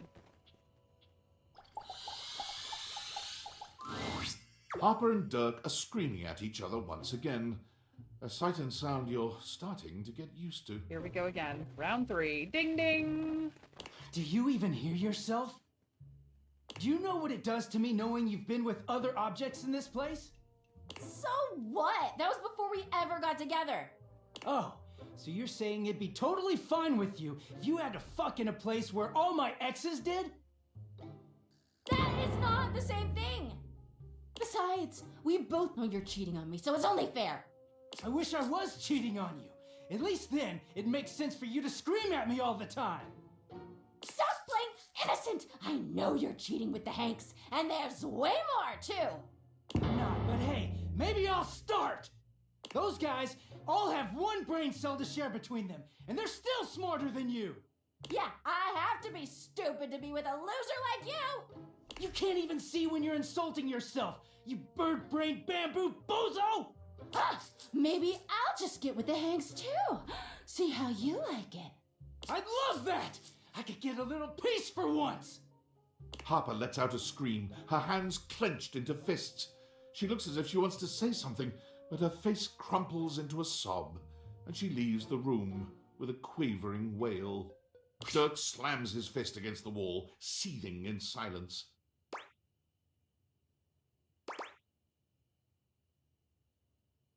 You really deserve better than this. Do I? I don't know sometimes. None of what she says is true. She lost one boyfriend once to shit that was outside my control. Nothing to do with me. She doesn't say it, but I was there when Chappie got washed. We weren't together back then, but I'm positive she blames me for it. Like I could have fucking done anything about it.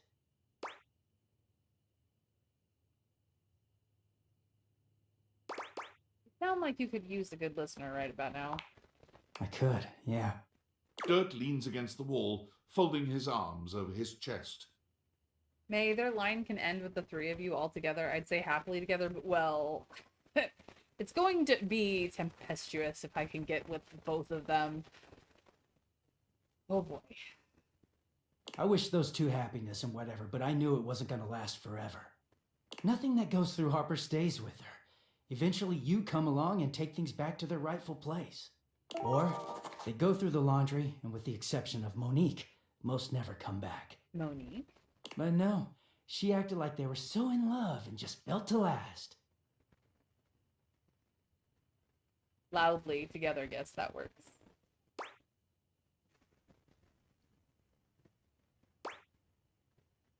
Do you think she was wrong to be happy? It's not wrong to be happy, but it is wrong to keep talking about your ex to your current partner. The ghost of Chappie is hovering around us all the time. To be fair, I talk about my exes to my current partner a lot. Really hope he doesn't feel the same way. Chappie never hurt me. Chappie never cheated on me. Chappie's lips were the softest material on earth. You dated for weeks. You didn't even know his favorite color. I know because I had to listen to their mind-numbing conversations. You know, Chappie wasn't even his real name. His name was Chapsworth L. Stick. She gave us rhyming nicknames. Chappie and Durkee. She thinks I have no idea what their relationship was like, but I saw it all. And she literally says and does the same things with me. Except she worshipped Chappie. She screams at me for not being Chappie, even though she just subbed me in.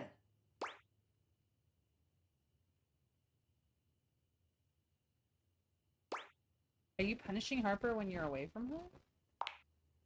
Yeah, I am. Getting washed is the only way I can get away from Harper. And when I'm away, I just feel clear-headed. I always take her back because I don't know how to quit her. And I'm, like this. She starts in on all that Durkee shit. And I don't know, I just don't have it in me to make her sad. Then things are good for a while, so good. Then I look at her wrong, or say the wrong thing, and she goes off on me.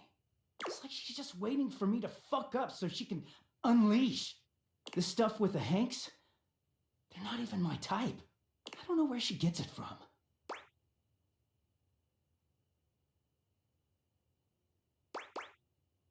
Are the good times really worth all the bad ones? I mean, no. But I just don't know how to walk away from her when she's being sweet. Dirk looks thoughtful, gazing out at something you can't see. I think it started with my mom, She was this giant, gorgeous loom. Not one of those corporate stitching machines. She smelled like cherry wood. Expansive, open, and free. I loved her very much. If there's one reason I have quality seams, it's because of her. That's where you got your good looks from. Thank you. She was a beautiful loom. But free spirits aren't always great parents. Like, okay, I believe she loved me at the time. She was always very tender with me. But she never gave me anything but tenderness. No lessons, no guidance, no discipline. I think she was terrified to be anything but my friend. She just wanted to be fun mom. I don't actually talk about her much these days. Harper never cared to ask, and it pisses me off. I haven't seen her in years now. What happened to her? As far as I know, she's still out there creating fabric and not caring about what happens to her kids after they've gone. I just hear about her occasionally from others like me. Maybe Harper makes you feel like, for better or worse, she's giving you something more than just love? It all makes sense, doesn't it? Harper hurts me, but there's way more to her love than just tepid, safe support. If you can get mad at someone and show up to their place screaming and trying to beat the door down, I don't know, it's not healthy, but fuck, it feels real. There's a stake in that relationship. I don't think Mom would ever have gone to all that trouble for me. He sighs, pushing back away from the wall. Talking to you has definitely made me think about some things. I'm gonna go. Thanks for listening. Well, he came out of that conversation way better off than Harper did. Oh boy.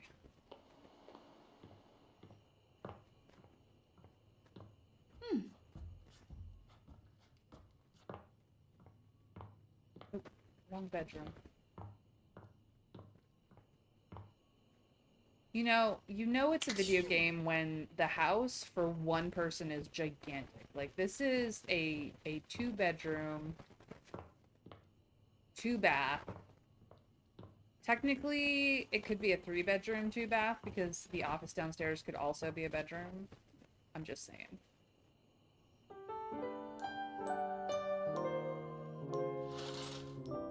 And I do know for a fact that customer service does not actually earn enough for a bedroom like this.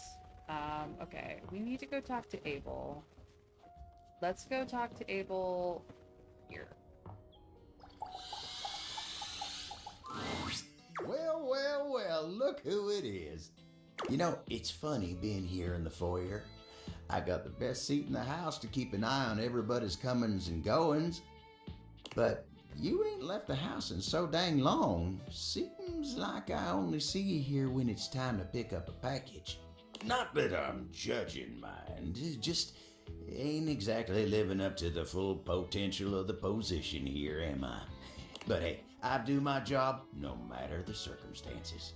So don't you worry about me. Now then, I'm sure you got something on your mind. What can I do you for? All's well here in the foyer, amigo. Would be nice if more folks came over. I'd love to see more of them coming through here. Oh, but don't you worry about that. Just keep doing what you're doing. And not a single thing in there was for me to do.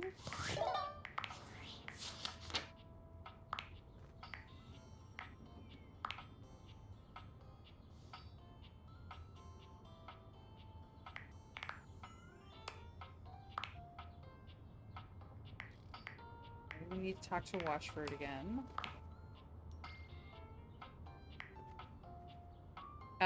He's voiced by David Sobolov.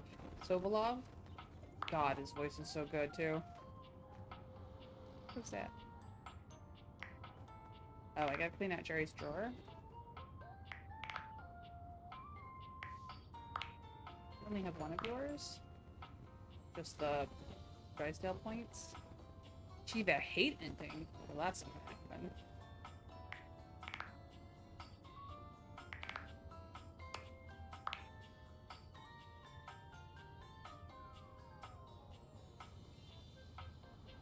Okay. Try the dining room table tomorrow.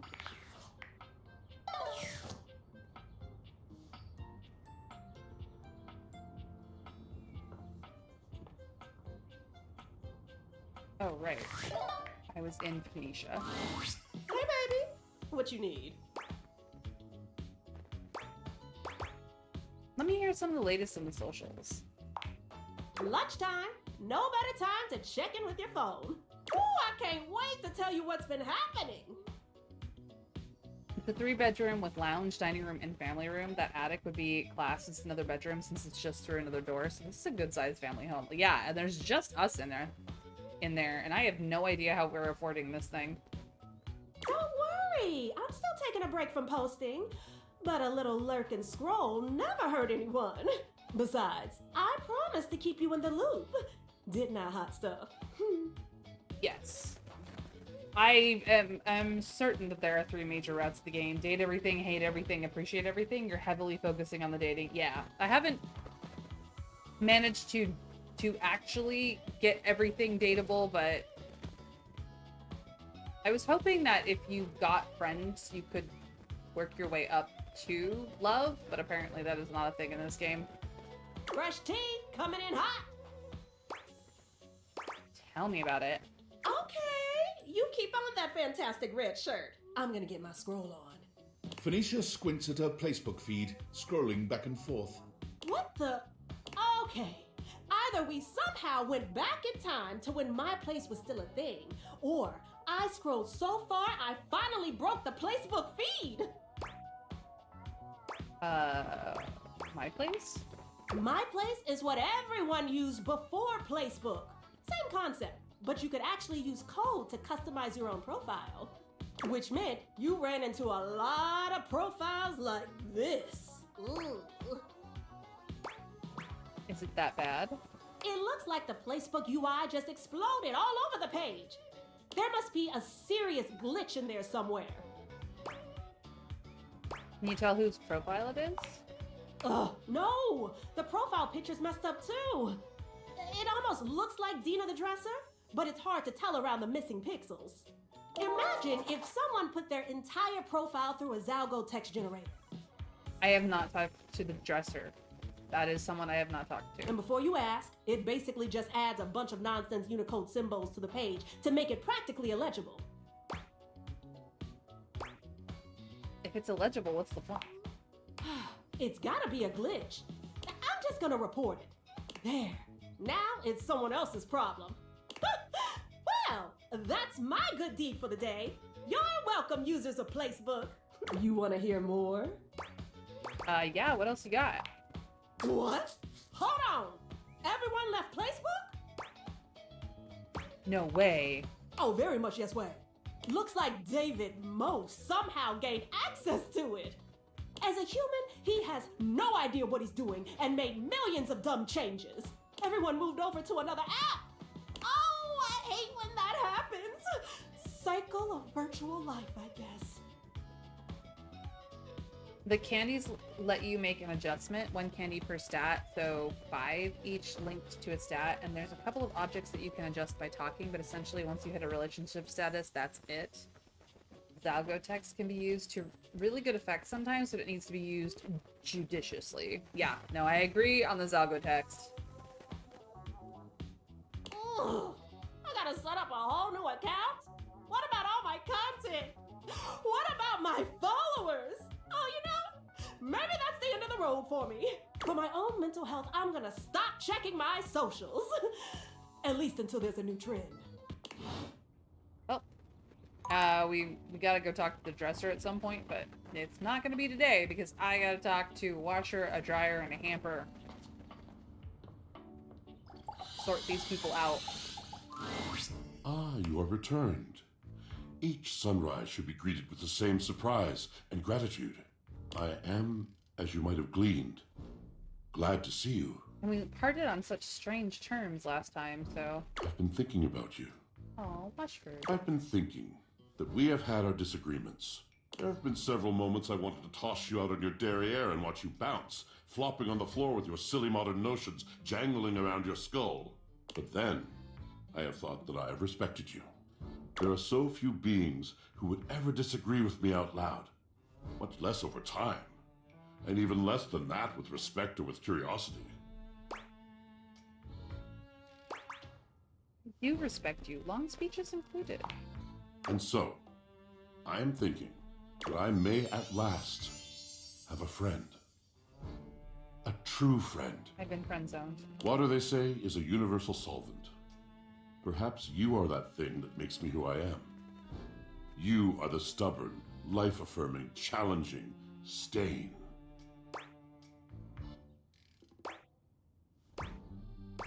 Do you want to be my friend then? Did I get that? Yes, precisely, in the best possible way. Do you accept? If only to think of myself as a stain, sure. I'd love to be your friend. I've been friend-zoned. But like, I stand the stackables, so... Excellent! I am speechless. I don't have the faintest idea what to say now. Well, there's the first. Indeed. Yes. Ah. So, new friend, what is on your mind these days? Drysdale. Drysdale. And what about him? My other true, if lost, if irretrievable, friend. What if he wasn't lost? Drysdale. I have dreamt of him. His face has been before my eyes like a veil, covering and coloring my world for longer than I care to recall. I do love him. But do you find that there comes a moment when love itself is not enough? This love was so outsized once that it could hold the mistakes and the pain, but it has deflated. And well, if he will apologize, if he will see what he did and how it hurt me, the love will be free. I will see him anew, and we together will leave that ugly country. I think he's ready. Huh? Can it be? Well, then speak of my intent to him, and I shall make a dramatic appearance. I imagine he will most thoroughly enjoy that. The resizing of my love for him has opened me. Perhaps to you, if you will have me. I am no longer limited by false loyalty, fear in a frock coat. Do you accept my love? Drysdale and I very soon shall know where we stand. But you, where do you and I stand now? With all my heart, Washburn.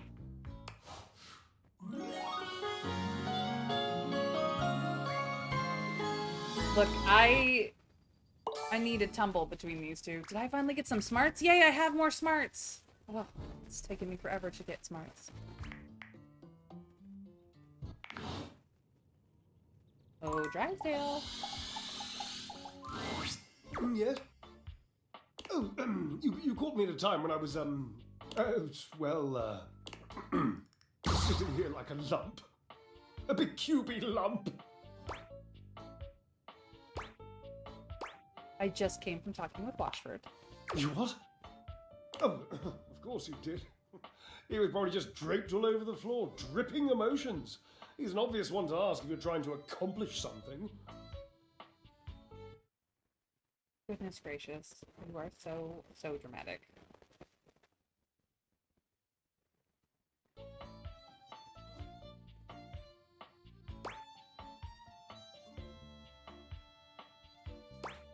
I'm not trying to upset you, but I thought you should know. Oh. And what did Gilbert and Tragedy have to say? Honestly, he talked a lot about you. Really? And, do you hate me now, too? Not at all. Neither does he. Pish! Don't patronize me. You don't have the money. Actually, seemed like he misses you. Ha! Now I know you're lying. He was very clear the last time we spoke that he wanted nothing to do with me after the, never mind. After what? Please. He must have told you.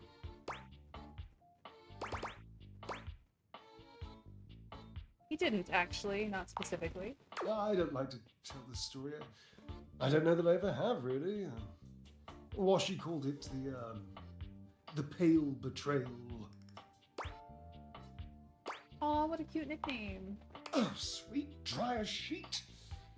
Never tell him I used that name in front of you. I wasn't even allowed to use it in a public place. He'd purse his lips if I did. Yes, I saw him do that. It's unmistakable. But I did it anyway. I loved his lips. His lips are gorgeous. Given. So you've noticed them too. I thought I recognized a fellow addict. Lips anonymous, eh? And as taken as I've always been by them, it wasn't enough. There's a young hormone around here named Dirk. Perhaps you've brushed up against him at some point. Aha. Yes, I remember him. Scrawny, kind of sexy. He's hard to miss. In any event, he has this habit of taking off his clothes. He wanders around, nearly nude, unbothered by the temperature changes he engenders in others. The hot boy made you hotter? Permanent press, darling.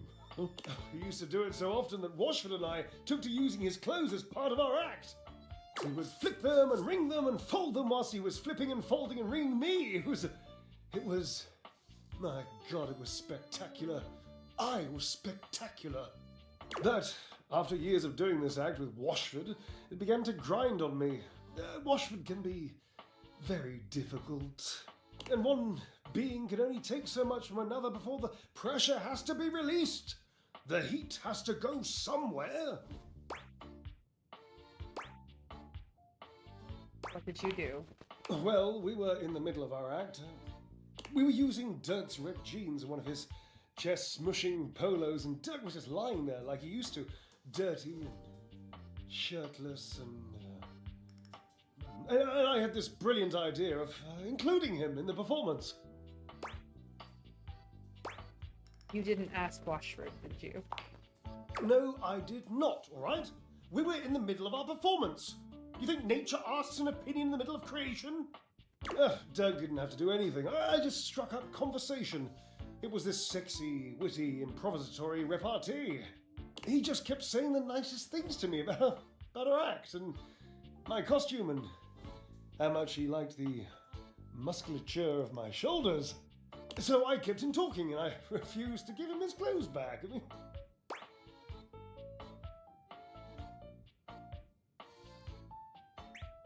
It's pretty hot, I get it. oh, innocent. You should have seen him glisten all naked. You wouldn't have given his clothes back either. I mean, I would have eventually, yes, but that was the genius bit. I just kept our act going. The last part of the choreography was always Washford passing the clothes to me, and then me spinning them around and around, faster and faster, building up all this tremendous heat, this anticipation, this breathlessness, and then last second whipping them all out into the audience and letting the audience catch them all hot and billowy. So I just kept talking to Dirk, and Washford was supposed to keep holding me and the clothes while Dirk got more and more colourful, and I laughed, and the audience laughed and screamed, and it was, my God, it was poetry! Oh, goodness. I can't believe you did all this without asking Washford. I know, don't you think I know? In retrospect, yes, of course it was wrong. Yes. The clothes stayed a little wet. They mildewed the tiniest bit. They made Washford sick. He said he had a cough. Indeed. And afterwards he called it the pale betrayal. What a nonsense, dramatic exaggeration of the only good idea this act has seen in decades. Sure, Washford has had some good ideas too. Oh, can you point to any? He came up with the pale betrayal. That's pretty cool. Yes, marvelously original.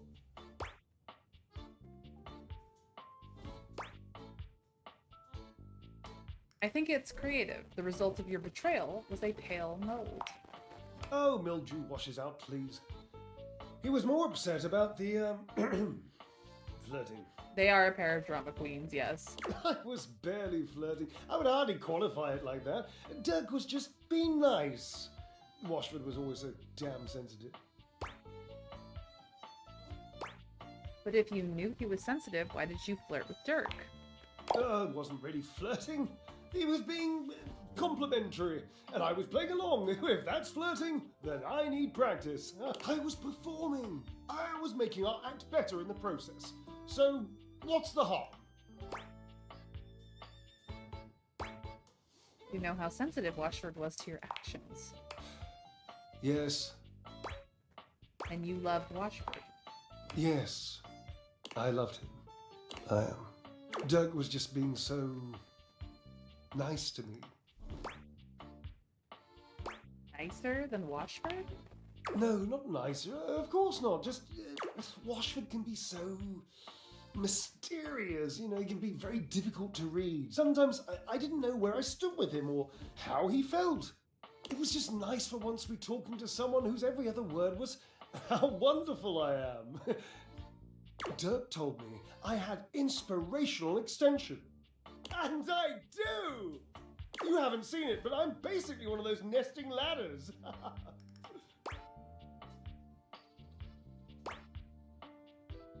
That makes sense, actually. Points. I didn't do anything wrong. I didn't mean to do anything wrong. I just needed to know that Washford loved me. I just needed him to say it, I suppose. That's all. Time for you and Washford to have a conversation with each other. Maybe. It's an interesting suggestion. I'm not saying I'm convinced. I'm still hurt, but also I'm over it, and I don't care. And I don't really miss my former friend. I mean, I do miss him. Desperately. But I'm not that easy. I mean, I don't want to be. I would so much rather be suave. Genuinely suave. I've always wanted to be more mysterious than I am. You don't have to be mysterious, Drysdale. You just have to be honest. You sound like Washford. How do you know he even wants to be with me again? He told me. He asked me to come and talk to you. Oh no. What's wrong? Nothing. just haven't cried in years. Call his name for me, would you? Call for Washford. Call his name! Washford. Again. Washford. Your calls are met with silence. No Washford. And he does not arrive. It might be over. Cherub, I have some drying out to do. Please leave me. Dang it. That should have worked. Well, time to see what the damage between Harper and Dirk is. Harper and Dirk are, once again, arguing loudly. This time, however, they stop as soon as they see you walk up. You! Tell Turkey he's wrong. Tell Harper she's wrong! How am I wrong? You've created another reality in your head where I'm gangbanging hangers and about half the objects in this fucking house! That is reality. I just choose to forgive you because I love you so much, and you repay me by cheating on me and calling me crazy. He thinks I'm the wrong one here, when all I've ever done is love him. That isn't love! Tell him. Tell her! You're both wrong and also unhinged. Now fuck off with that both sides shit! Can you believe this, Turkey? I can't believe either of us thought you knew anything about anything! Just leave us alone. Yeah, get the fuck out of here! Dirk takes Harper's hands and looks deeply into her eyes. Nobody talks to my baby like that. Oh, Turkey. Dirk leans down to kiss Harper, who sighs and twines her arms around his neck. The two of them pay you no mind whatsoever. At least they're not screaming. When Dirk finally speaks, he doesn't even look at you. Get out of here. I want to be alone with Harper.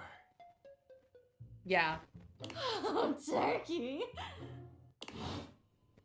Well, we'll find out how that went tomorrow. Oh, I was gonna work with Chermy, and I did not.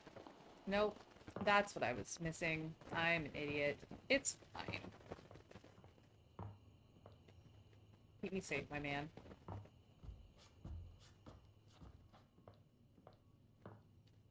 Oh. Bedroom is this way.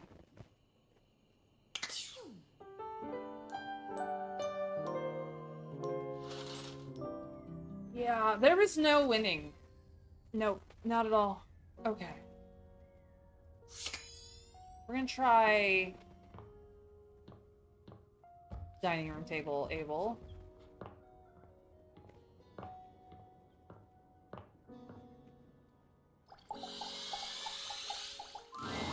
Abel is normally so even-keeled and sweet when you see him.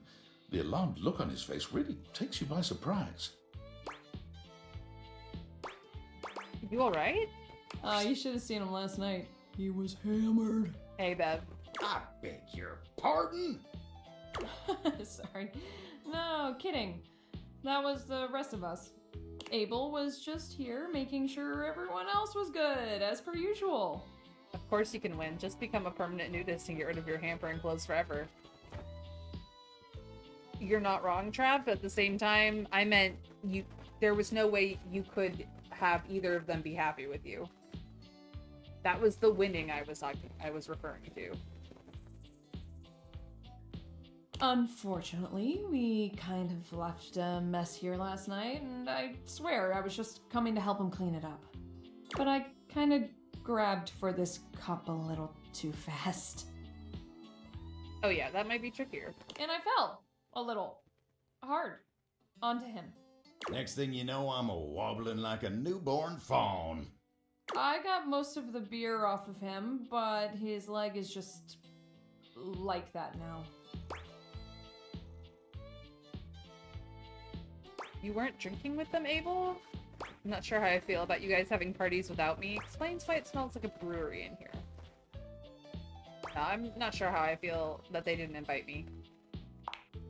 Hey, we've got lives too. I ain't the partying type no more. I just came to make sure everyone else was alright. I ain't touched a drop of drink in years. And you still managed to get hosed anyway. Ain't got a problem or nothing. Just never liked the way it made me feel. When a table ain't got his mind right, he can't mind others, you know what I mean? Oh boy, don't get him started on all that. Every group needs a party dad, and that's Abel to a T. You're just in time, honestly. I could really use your help getting him fixed up. I don't need your help. Don't blow a gasket, Abel, or whatever you cowboy types say. Don't oversteer your steed, ladies. I don't know. I don't know either, Bev. Beverly. All right. I'll just go get Tony. Oh, for the love of... Not him. Abel sighs, looking deeply frustrated. He leans against the floor with one hand, steadying himself. Here, let me help you. Oh, well, I hate to impose, but if you wouldn't mind... I'd love to help. You take Abel's hand, steadying him, and draping his arm around your shoulder. Oh, dang. Wasn't expecting you to get so close. I mean, just look at... This is a man with dad bod. How could you not? Been a real long time since I was this close to someone else. Look at that blush. I know.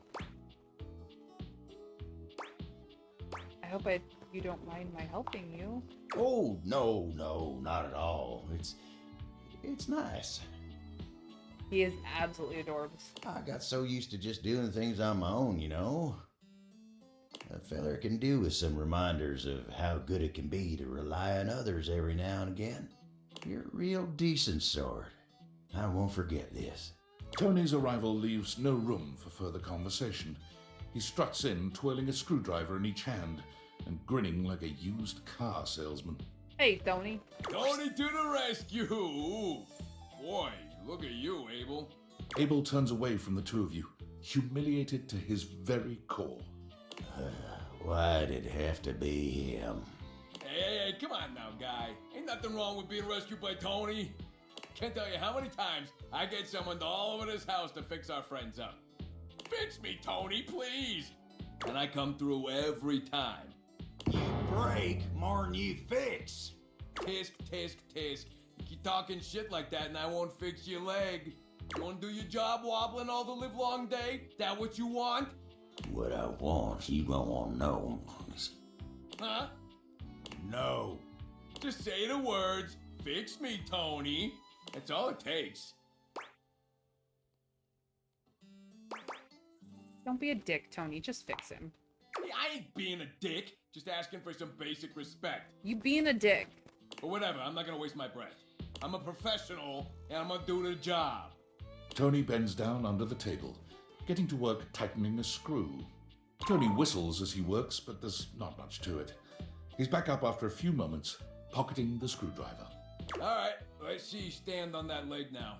Abel tests his weight on his leg, sighing with relief when he stands steady. Yeah, thanks, Tony. Good as new. Well, you're welcome. At least getting a thank you out of you ain't so hard. Abel's smile grows rigid. Sure ain't. Ooh, bet you must have lots else to fix around the house now. What? No, not really. I mean, yeah. Oh, tons of work to do. Busy. Off to fix more shit.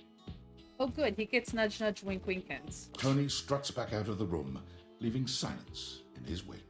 Abel takes his hat off and wipes his brow, quietly calming himself. Tarnation, that toolbox really gets my goat. But he helped you. This time, he walks around this house acting like he's God's gift for doing what anyone should do. He makes helping people all about himself, and his god dang ego makes me so mad I could just spit. You're better now, though, right? I am. I ain't gonna waste no more of my time on that blabbermouth toolbox. Still, thank you for sticking with me in a low spot. I ain't glad to be seen like this, but it ain't so bad with you. Happy to help. You see? That's just the way it ought to be. Anywho, I've wasted enough of your time today. You go on now. Oh, you've not wasted any of my time, Abel. Go on. Get but I was hoping to spend some quality time with you. Alright. We'll wait until it is Sunday for Jeremy. That's what I've decided. We'll wait. Oh, I have errands to do. Oh goodness, I almost forgot. Here you are.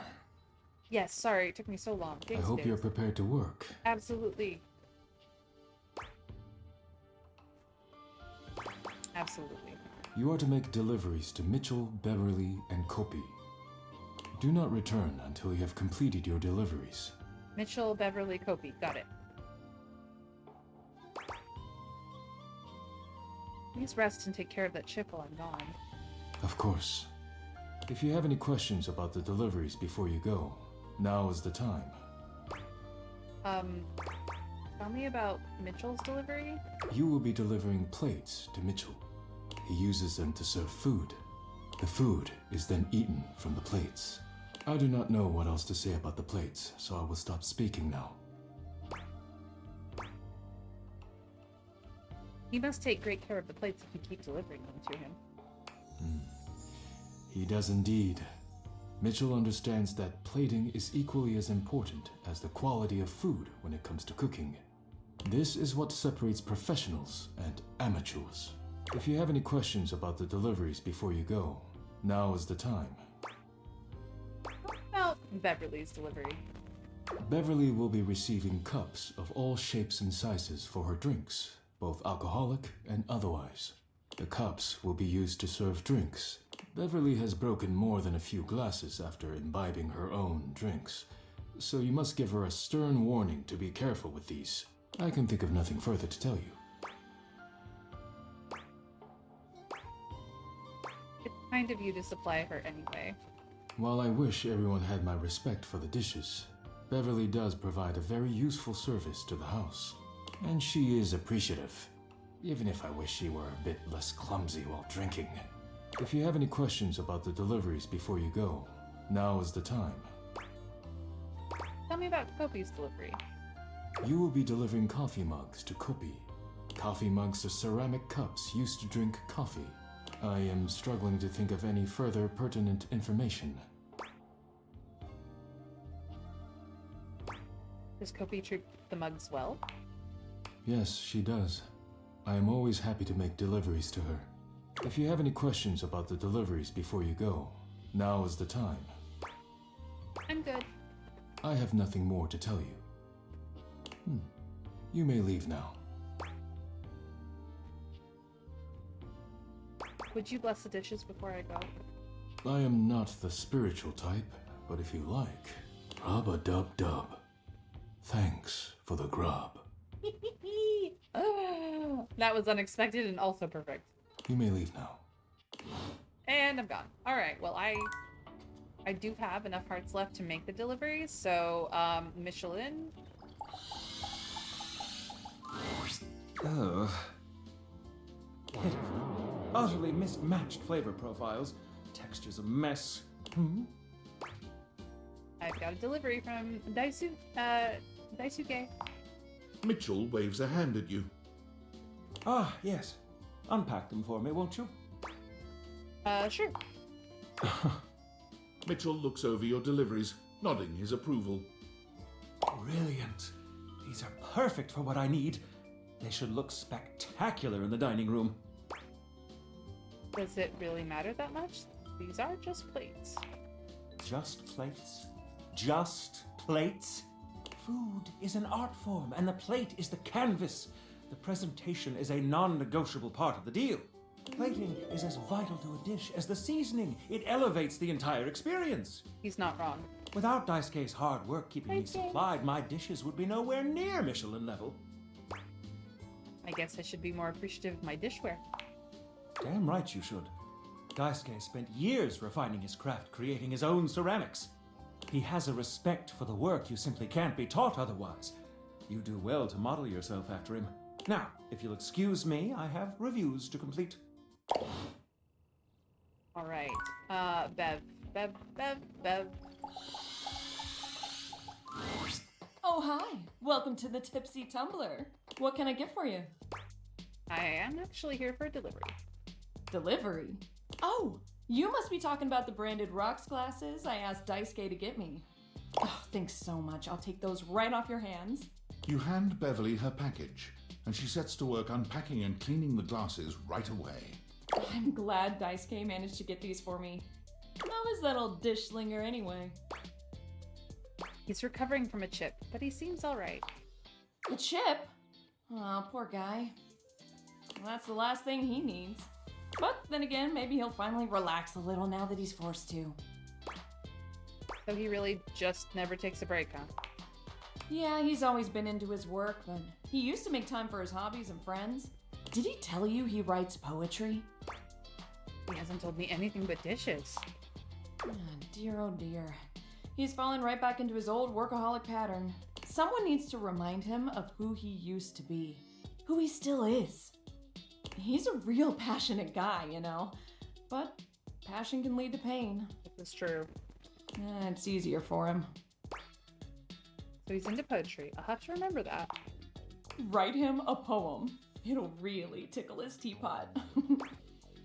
Let's try that. Thanks for the chat, Bev. Hey, no problem. Come back to the Tumblr anytime. I intend to in the near sometime in the future. Kopi, I have a delivery for you, and hopefully I will have nightmares tonight. Welcome to Roofbox, the home of all your coffee needs. What can I get for you today? I have a delivery. Huh? Oh, the new coffee mugs I requested from Daisuke. Just set them over here, please. Alright, thanks for that. How come Daisuke wasn't able to come himself, by the way? He got cracked, so he's taking it easy. That dish really needs to take a break every now and then. He puts the dishes before everything, even his own health. Why does he take his work so seriously? That's all he knows. His family come from a long line of fine figures. Tsubasa, Moridake, Williams Casanova. There's a lot to live up to for him. Those are some high-end dishes. He can't even imagine a life outside of his work. Do you think he'll ever take time to do anything for himself? I sure hope he will. But I've never seen it in all the years I've known him. Be delicate. Don't be abrasive. Anyways, thanks for delivering these mugs. Tell Daisuke I said thanks. Oh! Was I the last one? Yeah, actually. Great job. Daisuke's gonna love that. Awesome. Well, I can't actually go back to Daisuke, but we did do our deliveries, which we should have done forever ago, and... Goodness. Oh, Beverly. Betty, my love, you're adorable. Alright, so we have not looked in this for a while. Told them they were both wrong. I don't know if that got us anywhere. Side with Harper. Achieve a solo friend up there. I will not be getting those that run.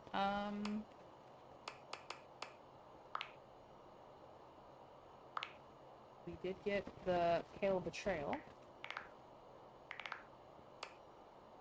Washford loves us. We have clean out Jerry's drawer. We still need to do that. Daisuke. We've gotten all three of his. All three of his. So I have a feeling we're going to get... Oof, it's gonna be a while. Gonna get love with him soon. Abel, we're still working on. Landing and dining. So still have things to do there.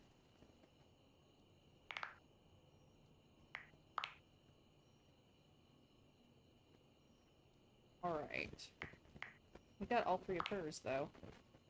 We finally got the newest hobby.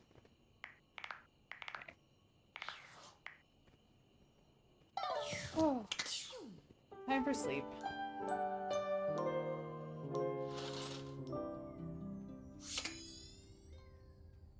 Alright, let's go back to the kitchen table.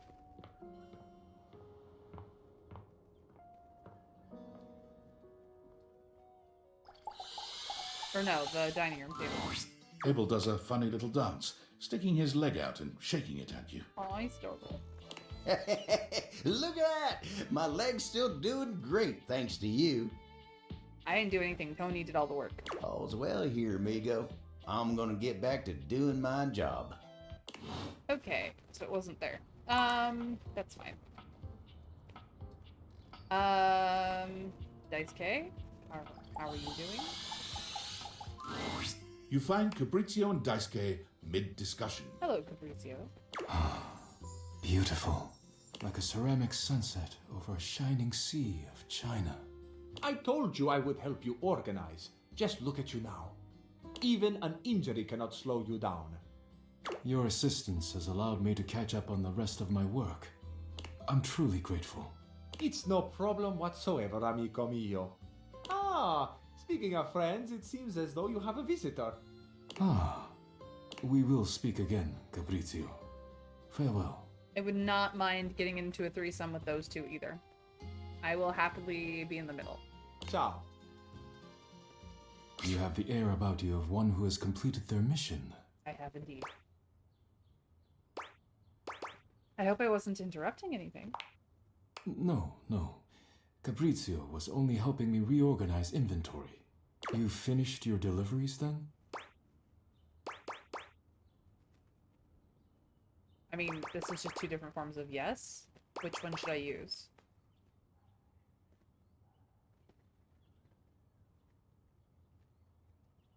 My native American English yes, or hi, which is Japanese.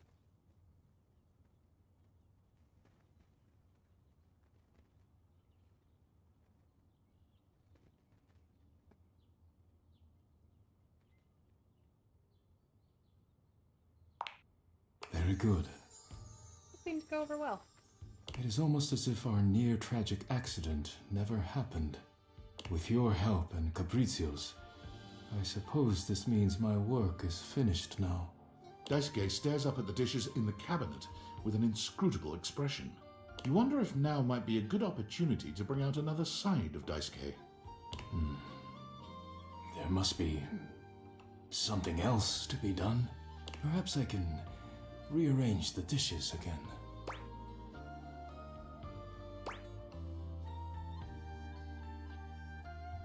Handling the dishes needlessly is a risk.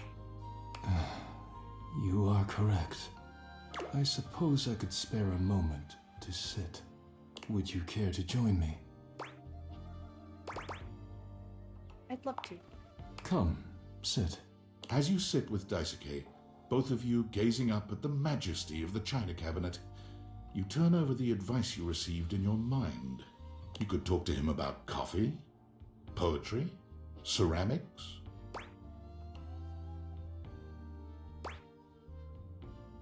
Heard you write poetry. Who told you that? Beverly. Beverly's job is to dispense beverages, not secrets. I have been betrayed. You shouldn't hide your art. I am not hiding it, exactly. Except the blush on his face says otherwise. But I am not sharing it either, I suppose. I suppose you must think it strange for a dish as serious as I am to be writing poetry. I find it quite romantic, actually. Romantic? My poems were never love poems, but I am glad you seem to be a lover of poetry just the same. It seems like such a simple question. Friends, lovers, hobbies. I dropped them all one by one.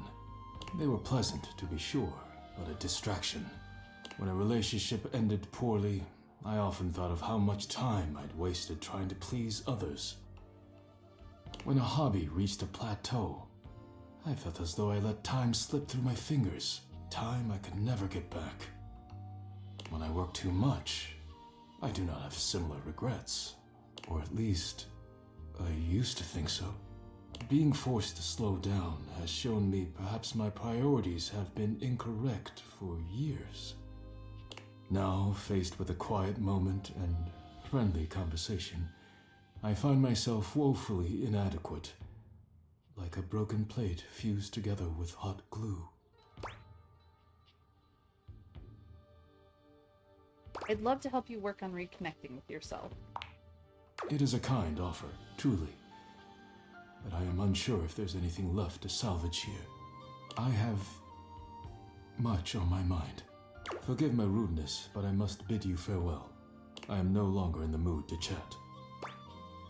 See you later, Daisuke.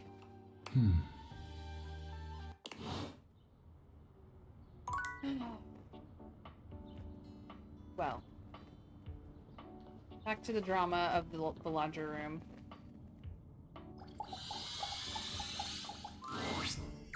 My, your fantastic red shirt. The crimson of a burning sunset. I love it!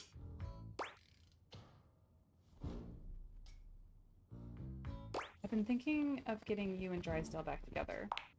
Together? Well, that would be quite a thing. That would be the joy of my eternity. But there are conditions. There always have been, I suppose. But at long last I can name them. I will no longer watch silently while the love I pour into him is siphoned off in dalliances with bare-chested lollygaggers. I must have his eyes on mine with a recognition of the past. He must say that he is sorry. I'm almost embarrassed by the simplicity of my request. Don't be. It's valid. Until that comes, I will not move 1 inch. Well, get ready to move. Oh? He wants to talk to you. I cannot breathe. And you, do you think I should go?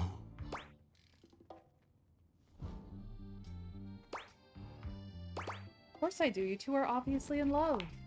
We are. We always have been. I cannot thank you enough.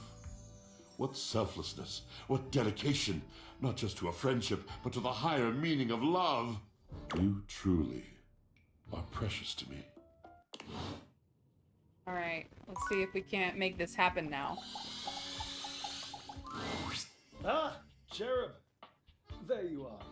I am quite glad that you've returned. I've been sitting on some very big thoughts, and I haven't had the opportunity to express them until now, and as you can imagine, sitting on anything big for a long period of time makes me antsy. And you even got me to weep openly, which is something that only those with the most exclusive of backstage passes ever get to see. I feel like I have the most exclusive of the exclusive backstage pass at this point. Points. So, to begin, I've been thinking about you. Did you know that you can be unbelievably annoying? Yep. Oh yes, frustrating to the point of nausea. But I have to tell you, I like it. It's one of my charms. I know! That expression on your face, I'm assuming it's shock, yes? Closer to amusement. Amusement. That would most likely be my next guess, yes. I don't think it's that Washford is hard to read. I think it's that Drysdale does not know how to read people at all. I'm accustomed to seeing mostly awe, admiration, love, worship, etc. on the faces of folk in my audience, so I'm trying to get better at deciphering facial expressions that aren't that. See, I'm pretty sure he's a little face blind. Excellent skill right there. Anyway, you're annoying, and I also like you. And I appreciate your, well, let's just call it what it is, friendship. So I'm wondering if you'd like to officially call yourself my friend.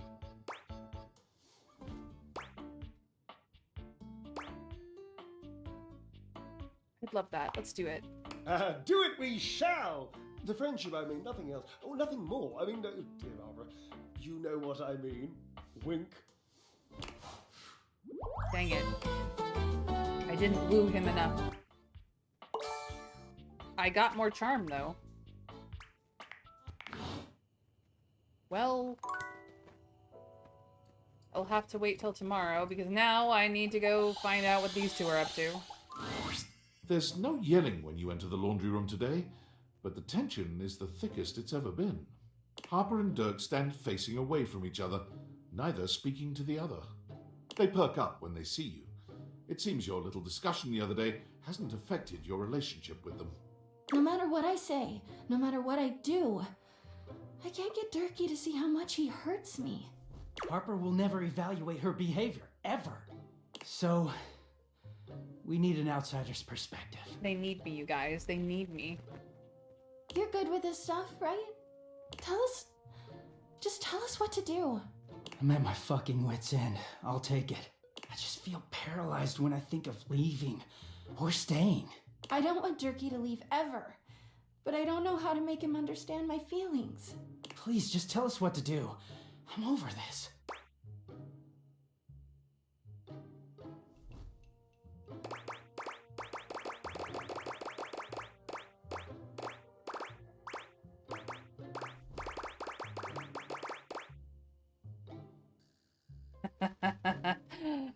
Whenever he's like, no, they're toxic. Make them break up. 1, even though 3 is really tempting. Yeah, you two are toxic. Make a clean break. Toxic? Come on, Harper. We both know it's true. Remember how it was for you with Chappie? You guys never fought like we do. Oh yeah, but... I saw everything back then. It was easy for you two.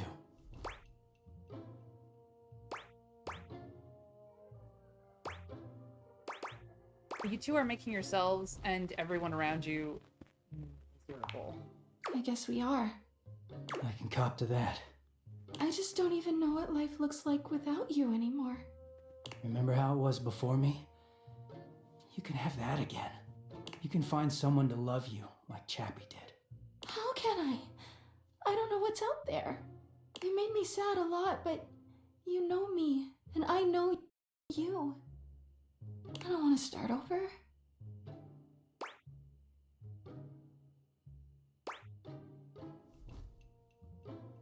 Take some time to figure out why you are the way you are. But I know why I am the way I am. I'm just so scared to lose Durkee the way I lost Chappie. I just wanted to hold on to him. You never trusted me, even in the beginning. It took one wash cycle for you to freak out at me. I didn't even know what to do with it. So I just hid from you, and it made it all worse.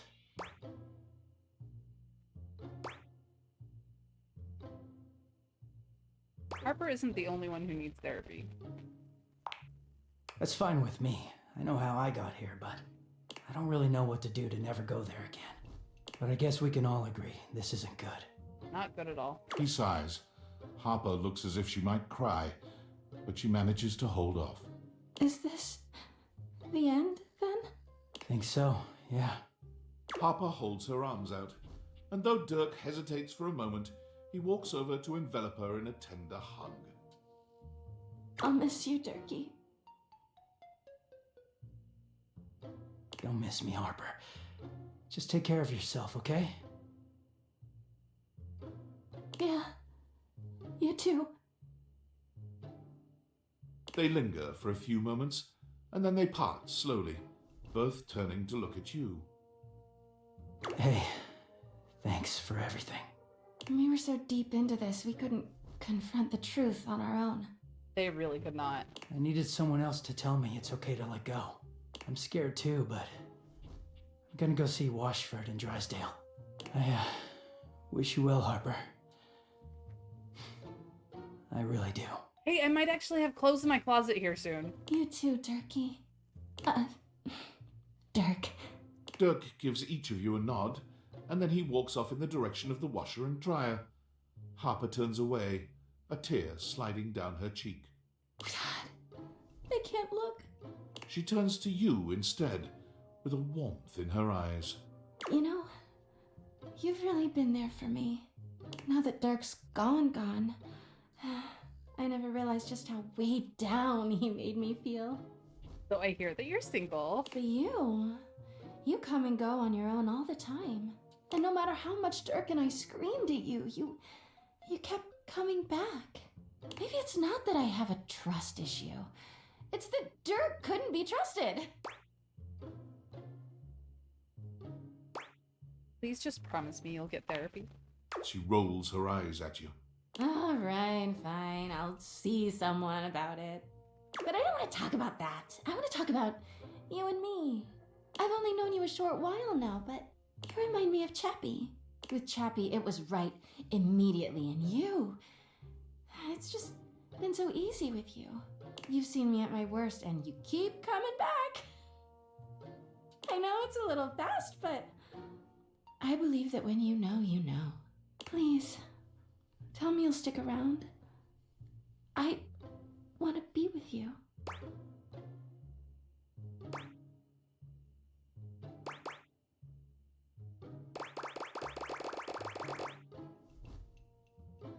It's gonna be the most clingy and abusive girlfriend ever.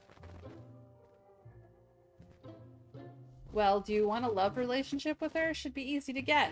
Probably not sane, though. Definitely not sane, Trav. It is fast, but I want you. Oh my god, yes! I knew you were feeling me too. I mean, I'd have never cheated on Dirk. But I won't lie, every time I talked to you, I was like, in another life, in another world. And now Dirk is gone, and there's nothing standing in our way. Harper wraps her arms around you. Deeply intense emotion radiating from her gaze. Oh god. I'm ready to go all the way this time. Her smile grows strained for just half a second. Just don't leave me, okay? Never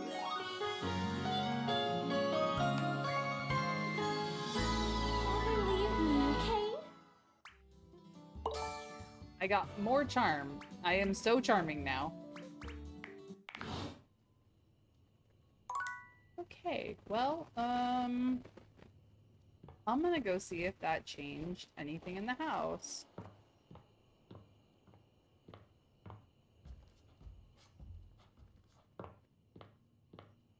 I have clothes. Guys, I have clothes. Oh my god, I have clothes. Are there clothes over here even? Not a little bit. Not really, but... Oh my gosh, Dirk is now in the closet! Oh. Yeah.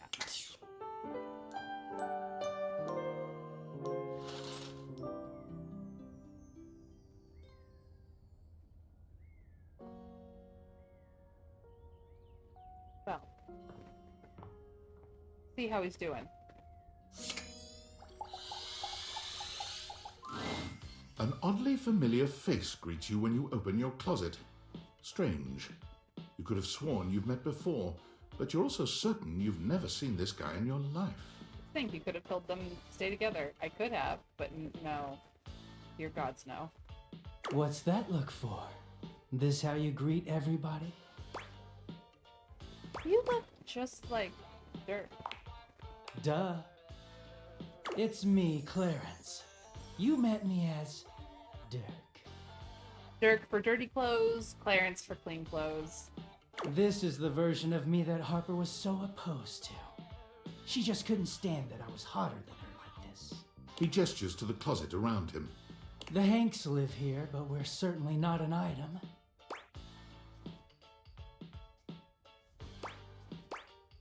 So you were telling the truth. Mostly. Harper was right about one thing. I did have another in my heart. She's just wrong about who it was. Clarence puts his hands together, inserting them into the middle of your hanging clothes and pulling them apart suddenly, clearing the way for you to see the back of the closet. Let me introduce... Feast your eyes on the finest, the sexiest, the cleanest Batman Dakimakura in existence. Wow. We have heard about Batman before. Also known as a body pillow, if you're a fucking peasant.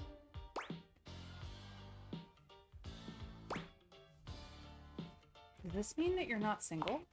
Yes, but not to worry, Bats is into sharing. Clarence gives you a warm smile. It's been so hard getting any alone time, but you freed me from Harper's hamper. Bats and I are real grateful. We don't offer this to just anyone. But how'd you like to be our third?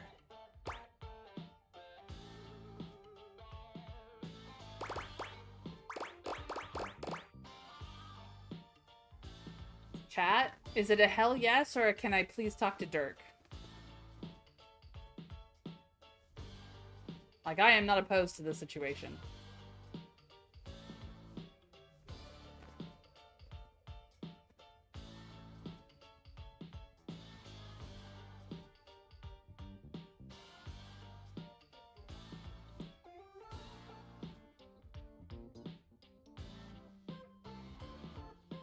I am doing nothing, Trav. Please. I am waiting.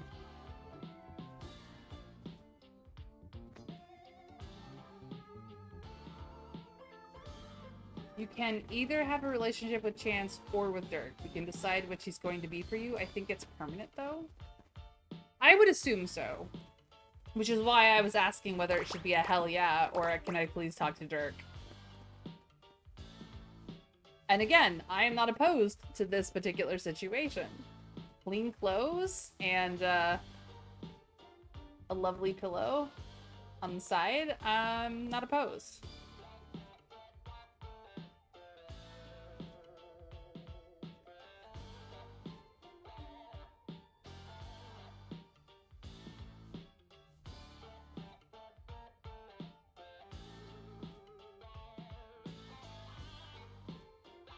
Clarence it is. Hell yeah.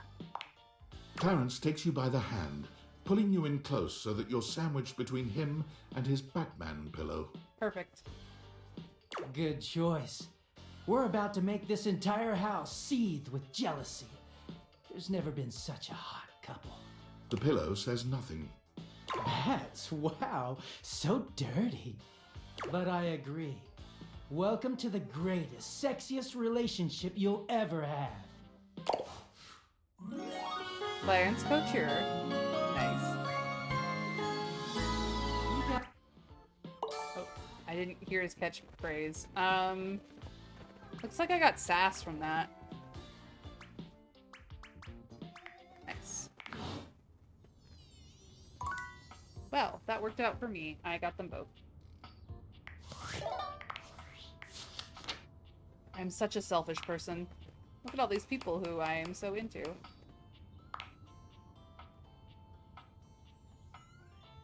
gonna be a while.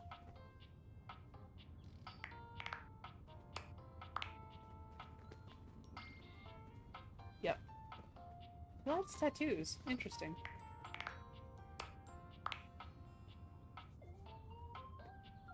I don't know how to get more than a Lynn-scented friendship with Drysdale, but here we are.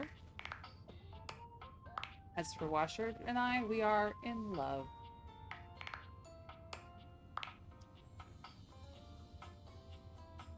He's gonna be difficult.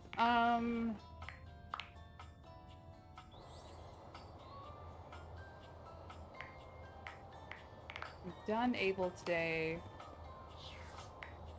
No, we haven't. Let's go talk to the table.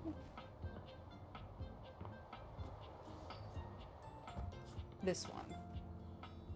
If you hadn't made Lucinda limitless and had set her as a different final form, she'd be the rug under your bed. There's probably some symbolism there.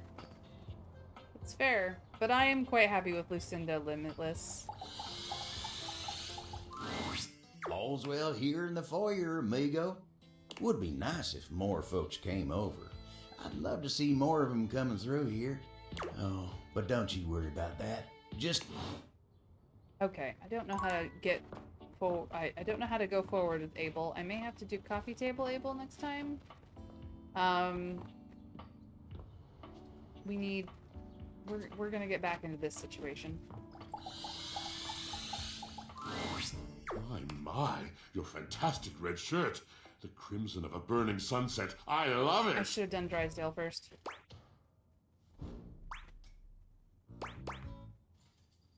Now. You and I are a story already written, my nymph. And a grand one. Now off with you. Yep, should have done this one first. Whoopsies. Friend. Ooh. No, I don't like that at all. What a dull word. Chum. Compatriot. Oh, familiar. I like that. A little bit of the dark and sensual. What can I do for you, familiar mine? I've been thinking of getting you and Washford back together. Ah, cherub. I've tried. When I call him, he doesn't come. What can be done? See what I can do. Might be for nothing. But at least we have each other. I have messed up something there. See how Harper is? Hi, baby! It's been so long since I saw you! You haven't been seeing anyone else, have you?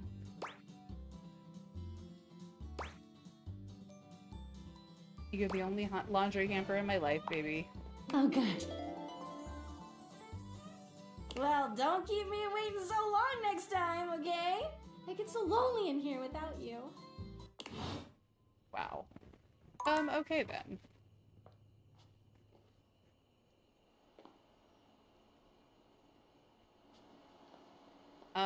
Well, that was a very quick day, and I'm... Oh, sorry, Prissy.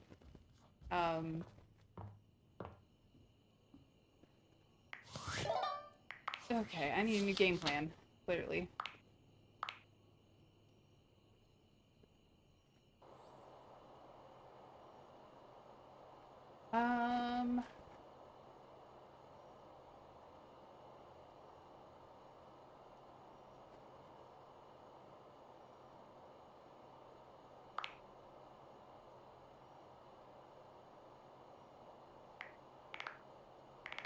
We'll try the upstairs landing table in the morning.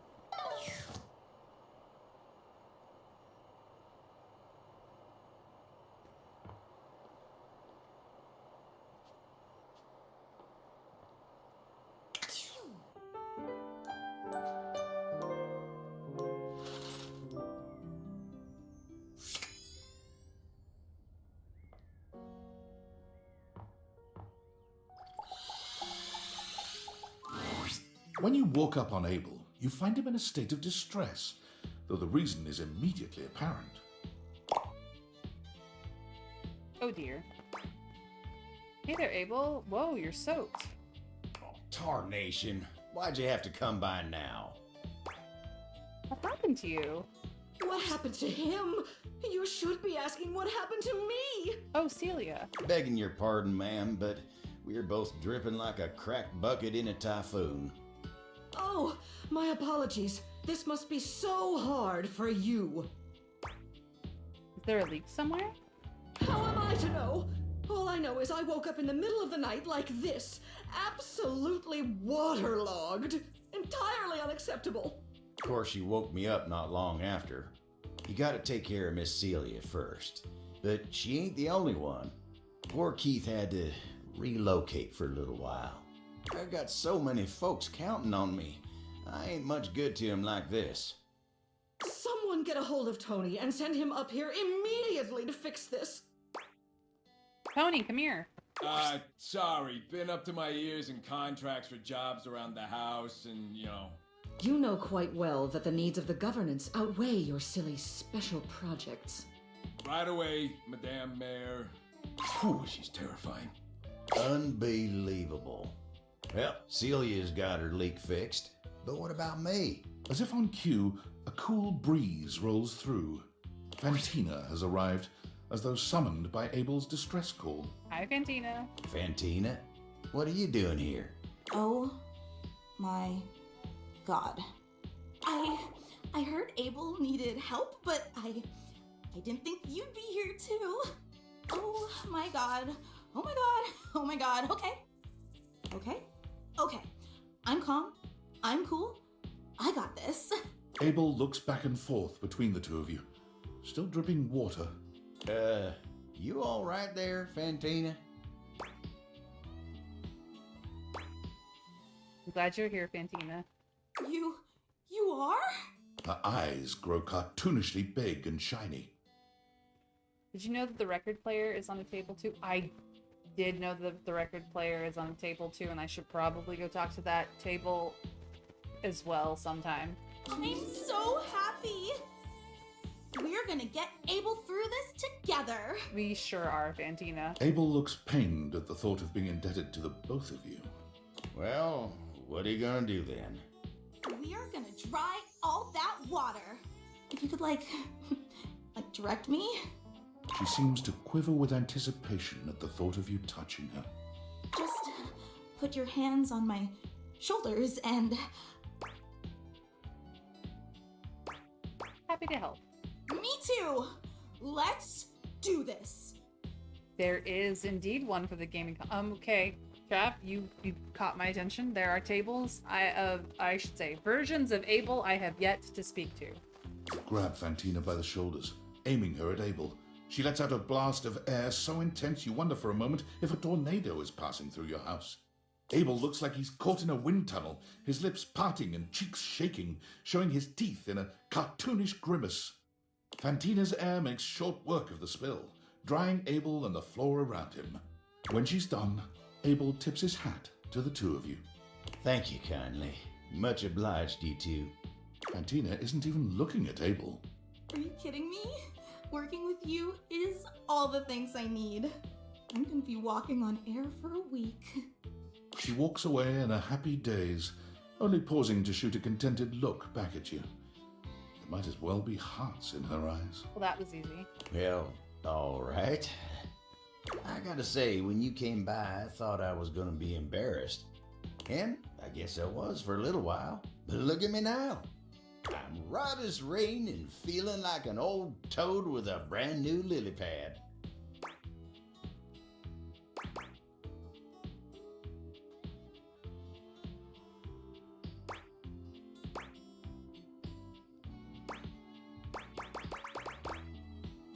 We're not going to correct him.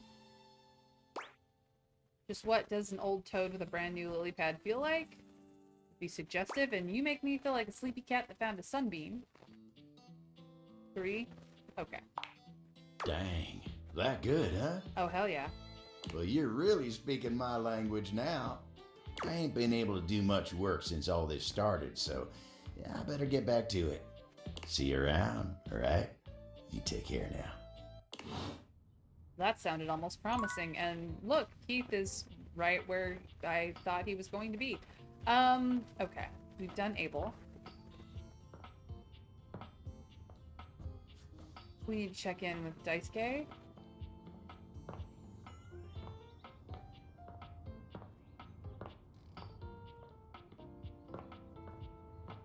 So yes, this is a table. And, this is a table. Oh, sorry, pussy. Of course, this is a table.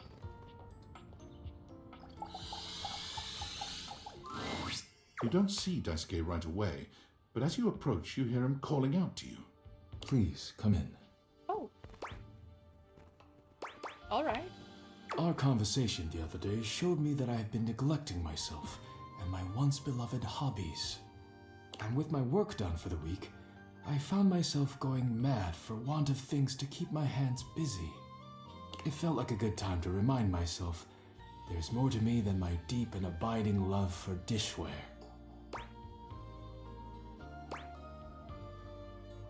There always has been, Daisuke. Glad you know it.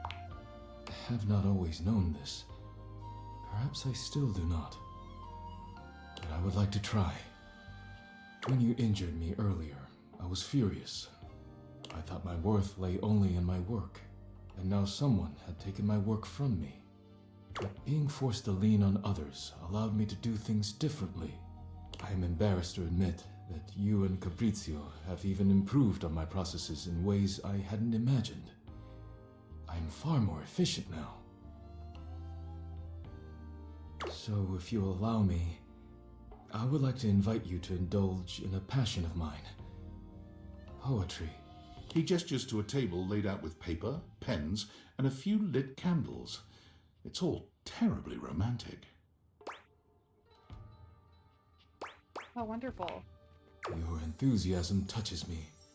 I am happy we share an appreciation for the arts. Or at the very least, an appreciation for your whole aesthetic and your voice. Daisuke guides you to sit, not leaving you much choice in the matter. You take a seat and watch as he takes up his pen. Let us begin then. Do not overthink it. Poetry is best when it flows from your mind to the pen with as little interference and delay as possible. Do not overwork your words, and do not worry about how it sounds. Simply write with your heart. Easier said than done. Not at all. Simply cut any thought off at the root before it can blossom into a weed of distraction. Let us begin. Daisuke's pen begins scratching against the paper immediately.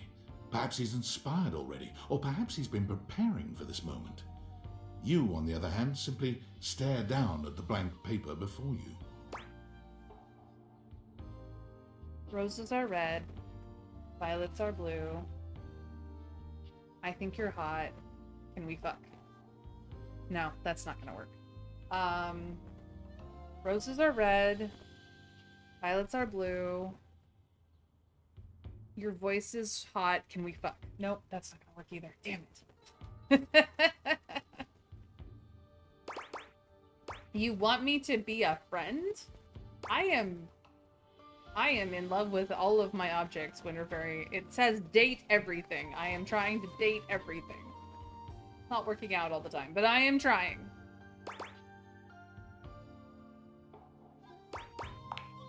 You feel inspired by what's been building between you and Daisuke, and you remember that Beverly said Daisuke would love a poem written for him. You begin to write. Yes, I am aware.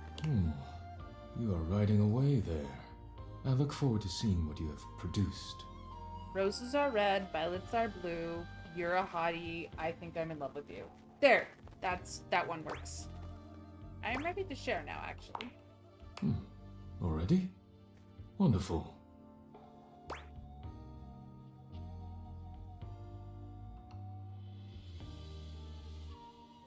It's called Untitled.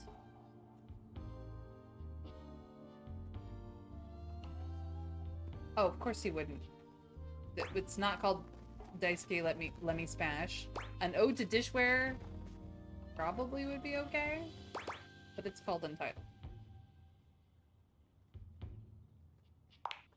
Oh, I see. Well, a title can take time. But go on. How to sum up my feelings for you, Daisuke? You're very nice, okay? Done already? It's a work in progress, you know. Daisuke stares at you in silence for a few interminable moments. That was incredible. I've never been given such a personal gift. Thank you. You could swear you see tears glimmering at the edges of his eyes. I am so moved, I barely know how to share my own now. But let me get on with it, before I embarrass myself making a scene. Daisuke clears his throat, looking down at his paper with some mix of pride and excitement. Since you entered my life, I have been renewed, like a forgotten subscription to a magazine. Your beautiful smile bathes me in sweetness, like a jar full of honey that has been knocked over on the shelf. The day you fell on top of me was a day of great change, like a pocket filled with quarters. Oh my. I hope we will fall on top of each other in a different setting one day. And he would be upset by the dirty limerick. My goodness. He stops there, looking at you expectantly. It seems that is it, and he is deeply proud of himself.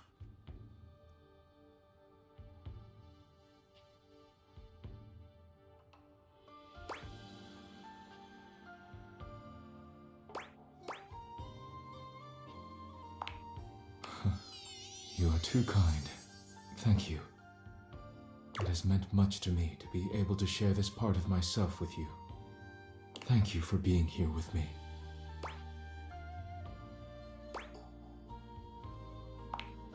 You and Daisuke sit in a pleasant silence together. When it comes time to part, you know neither of you will forget this moment.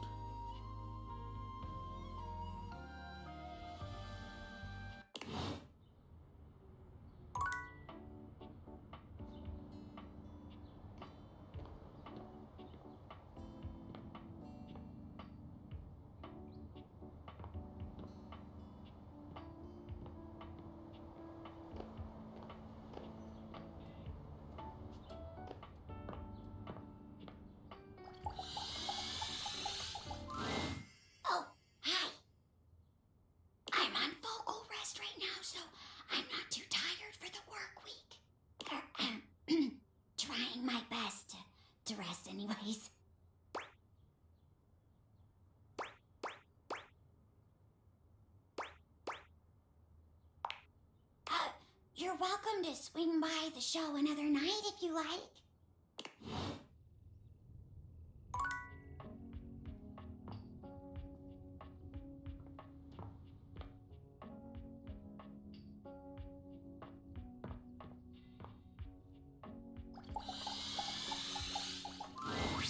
Lint!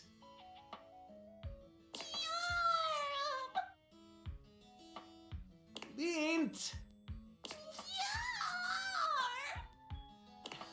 Lint, come on, buddy. Remember what happened last time? If you don't slow down, you're gonna... Mateo doesn't even manage to finish his warning. Lint crashes into something just out of sight. I'll get the broom.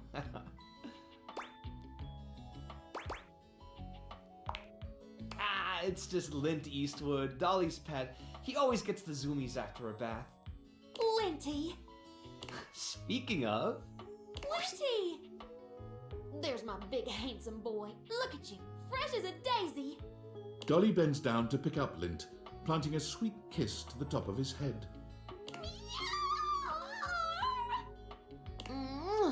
Oh, now are you a good boy for our Matito here?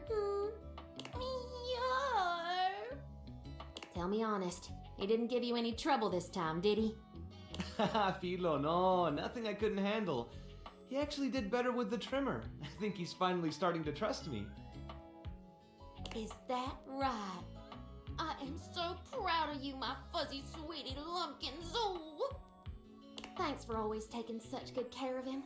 I know he can be a handful, but, well, he's my handful. He's welcome back anytime, Dolly. Come on, let's get you home.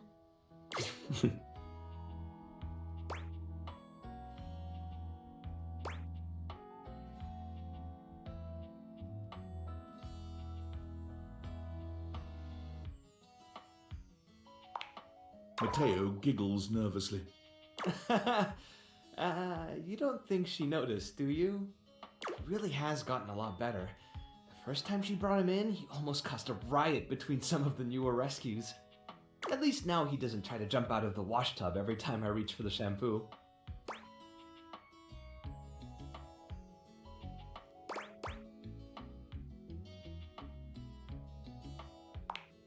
I like that.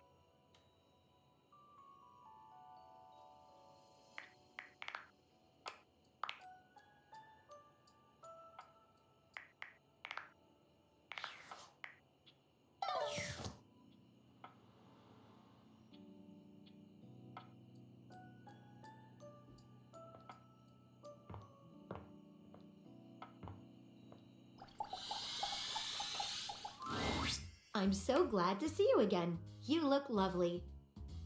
I hope you don't mind. I took the trouble of ordering your tea for you. It's a jasmine green tea. From Kopi, of course.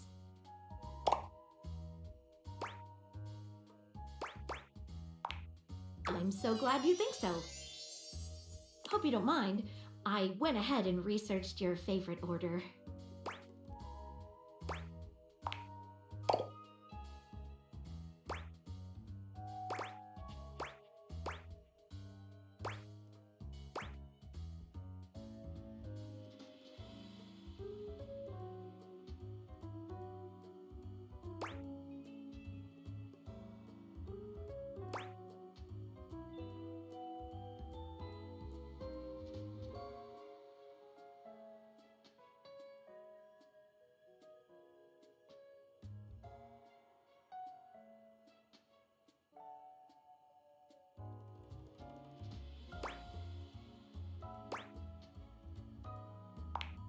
I rarely let my glass down, as it were, so I apologize if I'm a little rusty. The way you gave yourself to that last mystery. Dropped everything in order to help me solve it. Nobody has done that for me before. That's the most attractive thing you could have said to me.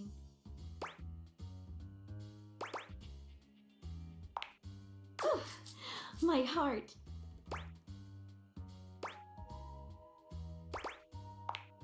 Maggie takes your hand in hers, holding it over her chest.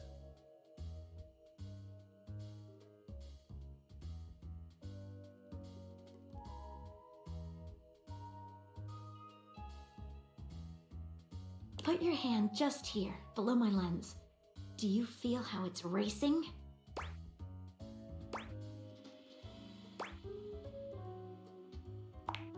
Wait, before we start this, there's something that's been bothering me. Not at all. I hope you won't laugh, but it's another case.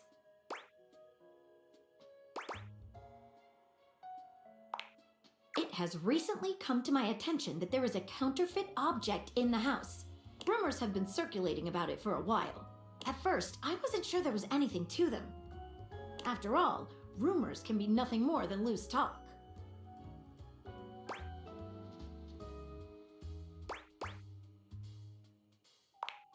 Exactly correct. The only problem is the rumors are coming from all over the place, and I can't make heads or tails of where they came from. Well, I'd say we could bring in some witnesses.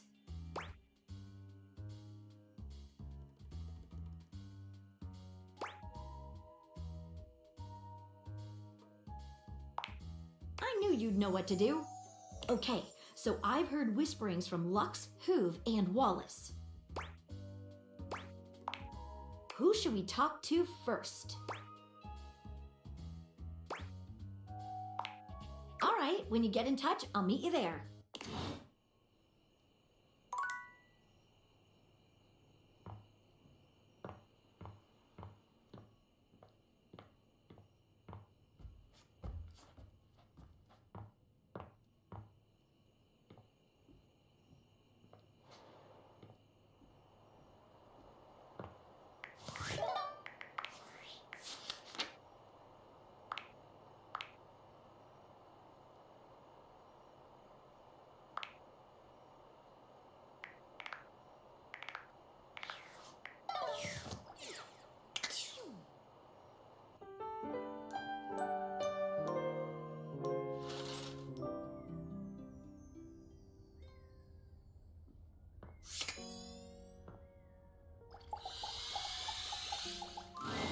Hello there, stranger.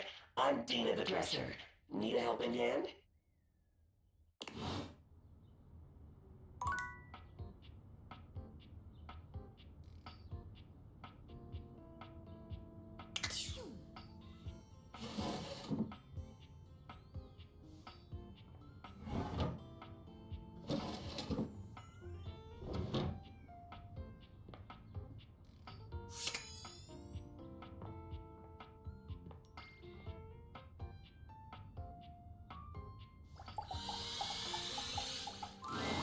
All right, Wallace. Have you heard anything about a counterfeit item in the house?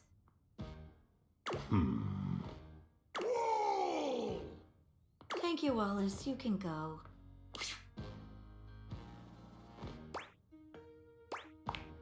It was worth a try. Back to it then.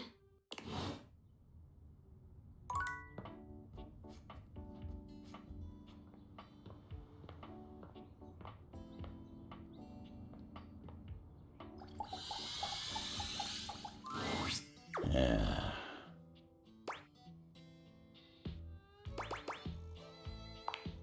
Oh, hey there.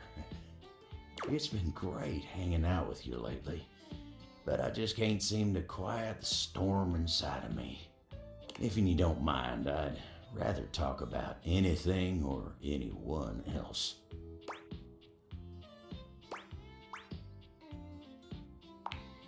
Maybe we can talk about some of our friends? My friends always make me happy.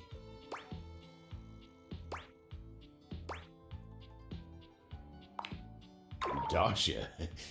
Well, why?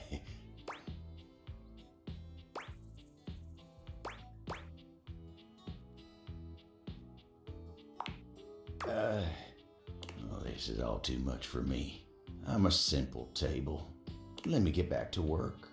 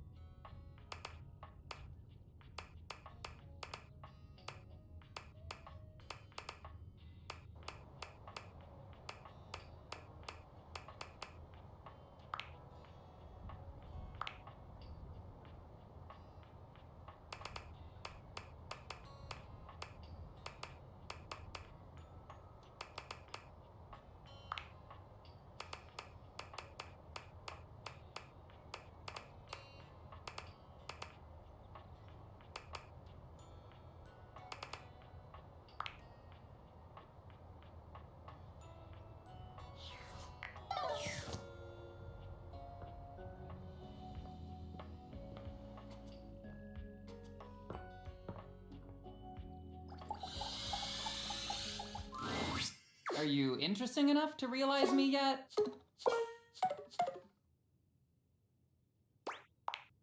Okay, bye!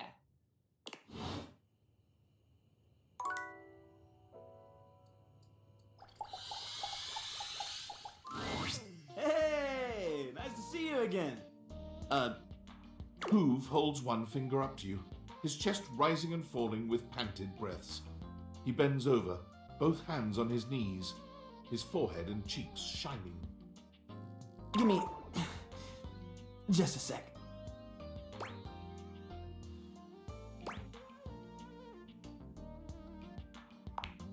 Not just yet. Okay, that was a little difficult.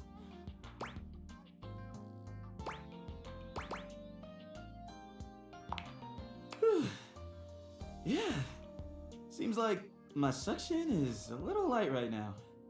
Maybe I better take a second to catch my breath. So, what brings you by?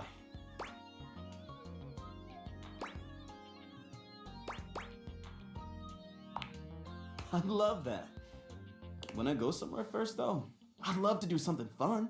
Truth is, I haven't been out in a while to do anything fun. Kinda on the go, because of my job.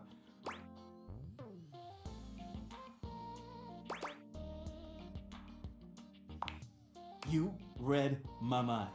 Let's crack a can. Hoove hands you a martini glass filled with a suspiciously dark liquid. It smells like alcohol, sure, but there's another strange scent you can't quite place. Cheers! The drink tastes distinctly like the scent of motor oil, and it leaves an unpleasantly greasy feeling behind.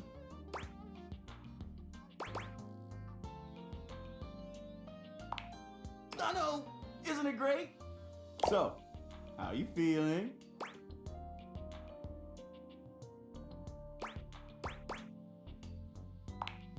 Sure, I'm an open book. I mean, lyrics like actually an open book? Yeah, but you know what I mean. What would you like to know?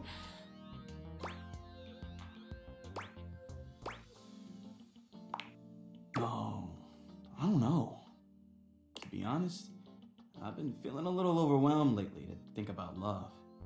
I've got a lot on my back. It's not that I don't want love. I just don't have room for it. What else can I tell you?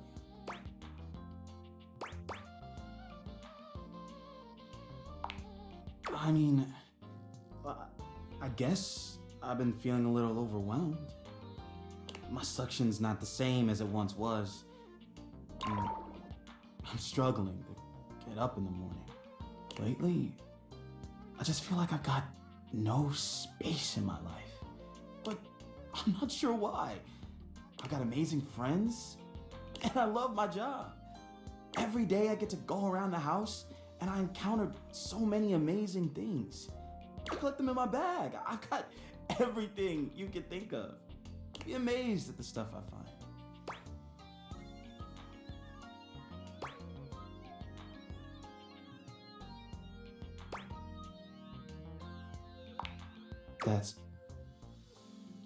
That's just it. But I don't know what to do about it.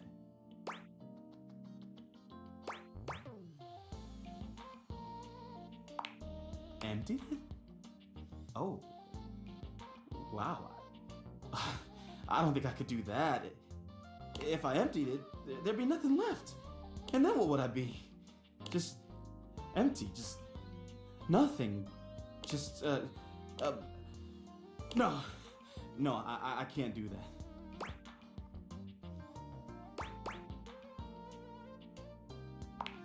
Oh, I don't know.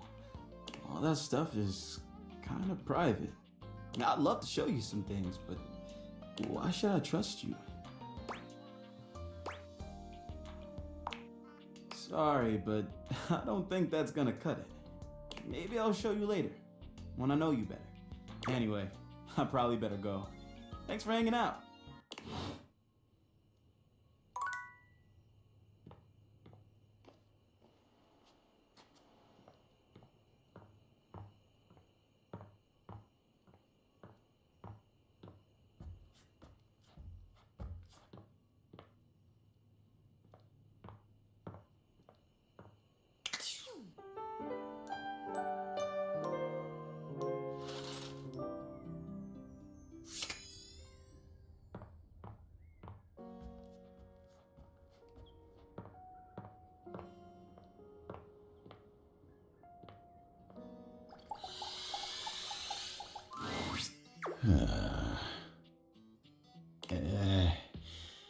Abel is clearly 1,000 miles away. He looks absolutely lost in thought. When he finally notices you, his demeanor doesn't change in the least. Oh, hey. Sorry, lots to do. All's well here.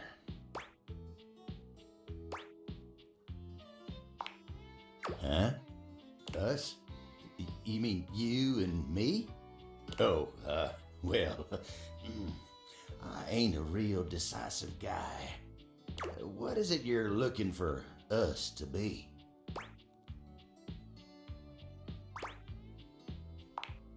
Oh, well, all right. I aim to please. I love you too. Done and done. I guess it can be just that easy, huh? You're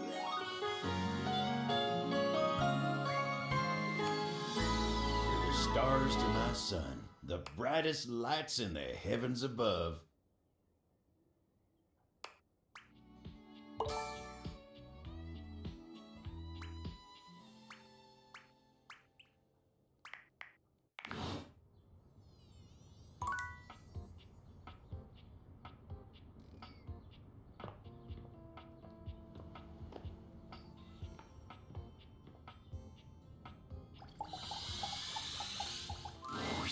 Are you interesting enough to realize me yet? Okay, bye!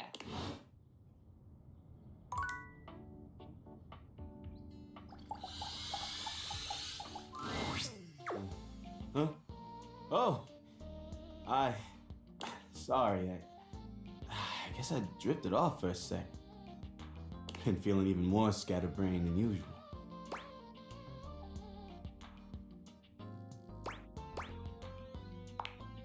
Love? Who has time for love? Just another unnecessary thing.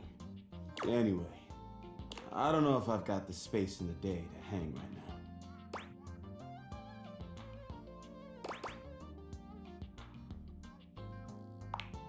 Help? That would be nice.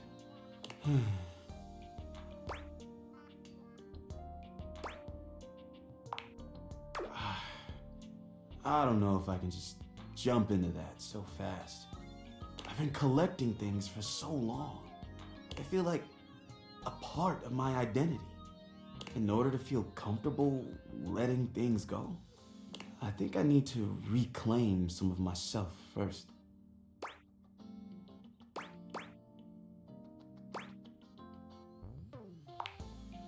You know, I haven't let myself feel good in a long time.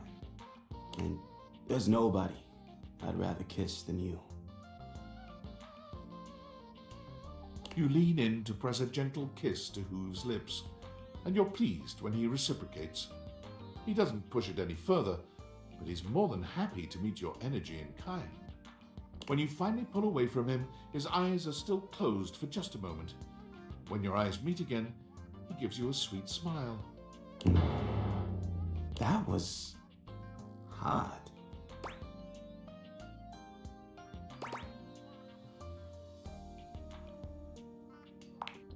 Now I'm a little lightheaded. And if that's a taste of what's waiting for me, I am so ready to make some more room in my heart.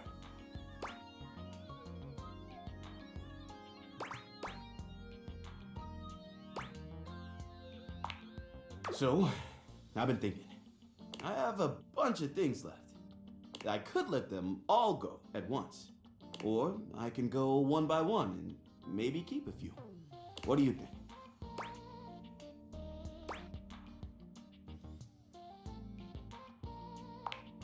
That's a big leap of faith, but it feels right. It feels like the winning move. Yet, I'm torn. What would the Hankies do?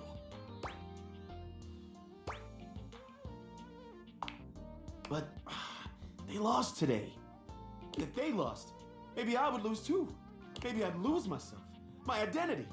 No, I'm not ready to go all in. But I guess I can go one by one. Let's take a look at what's in there. Ooh, I've got this origami bird. Oh, but I loved finding this. Are you sure? I don't know. That's not too convincing. I'll keep this one. Next up is this. Wait, what is this? I think it's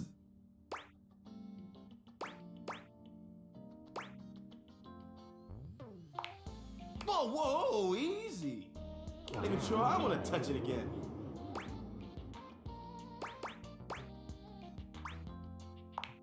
I'm just gonna leave it where it is. Let's forget we ever saw it, okay? Well, all that was a bit exhausting. I think I need a minute. Please come back again soon, okay?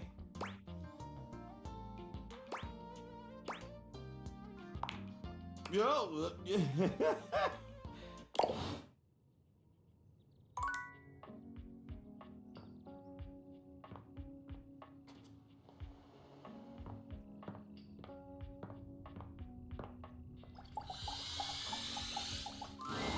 Thanks for coming back. The case continues. Okay, who should we talk to next? All right, when you get in touch, I'll meet you there.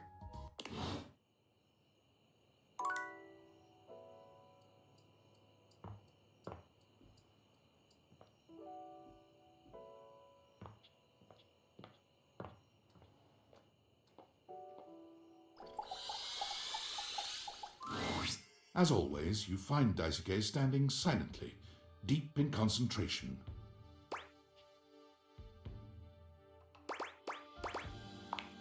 And you. Your smiling face is a welcome sight, always. First, I must thank you.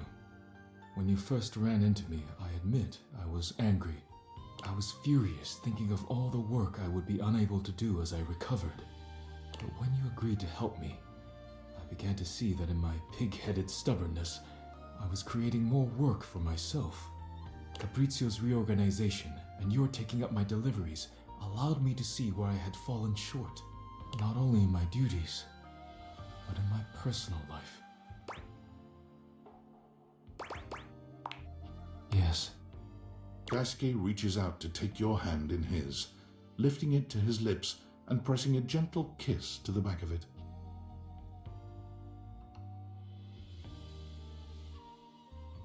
I told myself I had no time for selfish pursuits, whether it be hobbies or something more personal.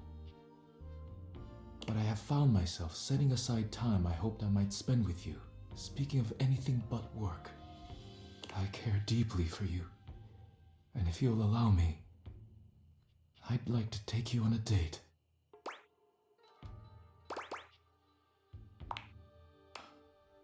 I'm pleased to hear it. If you care to leave here with me, there are things I wish to say and do that should not be done in front of the dishware. I would hate to rattle them.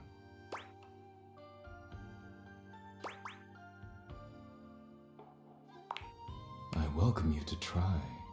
Daisuke sweeps you into his strong arms without warning, taking off up the stairs with you in search of privacy. You're pleased to find out that Daisuke is quite good with his hands. He's not nearly as brittle as you'd have imagined. You would never have guessed you'd end up here after your first meeting, but now there's nowhere you'd rather be.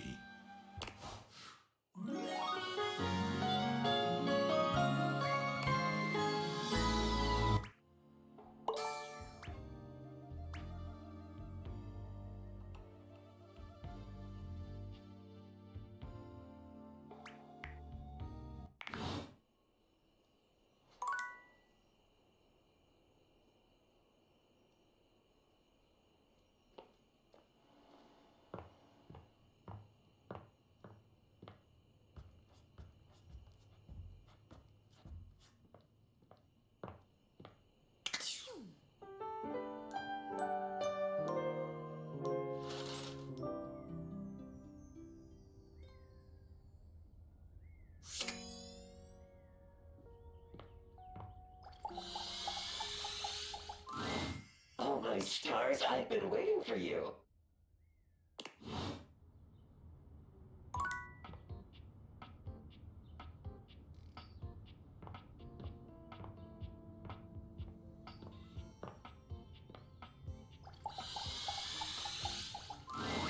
Tyrell yawns and stretches. He looks as if he might have been napping. What time is it? Did I oversleep? It's nice of you to come by when I'm off peak hours. Sorry that my shelf isn't more done up. I'm not much of a guest towel, you know?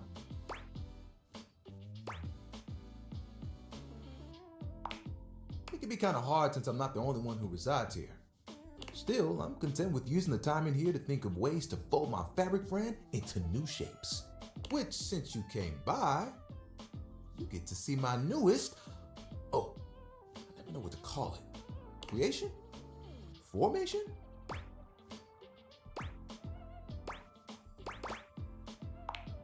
We can work with that.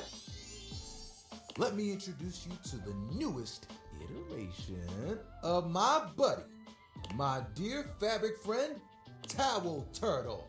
Tyrell holds his towel buddy out to you, a sweet, absorbent little turtle. Let me tell you, it took us a couple tries to get the shell just right, but it was worth it.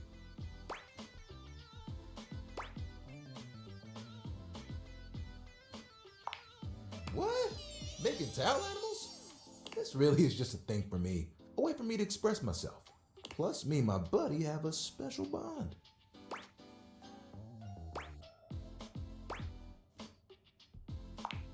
They've seen me through a lot. Remember when you got me from that thrift store? I was wrapped with my towel buddy. I remember you saying it was as good as new. Well, let me tell you, I've seen some massive spills in my day. Things you wouldn't believe. Did you know what pasta sauce can do to grout? It ain't pretty. But I didn't have to take on the task alone. Nope. There was a team of us, all dedicated to helping keep things nice and dry. I was happy to be with my friends, working together. Hell, we used to hang out at the bathroom bar most nights and just chill.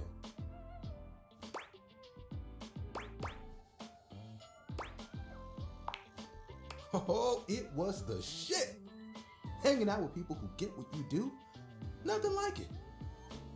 Towel buddy over here would do tricks, turning into different things, making us laugh.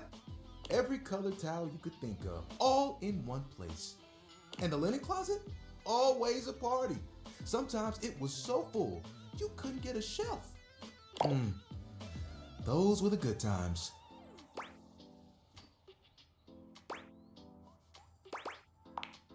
It makes me shudder to think of it. It was a day that will go down in infamy. It was spring. It was raining something crazy. And our owner had their grandkids over.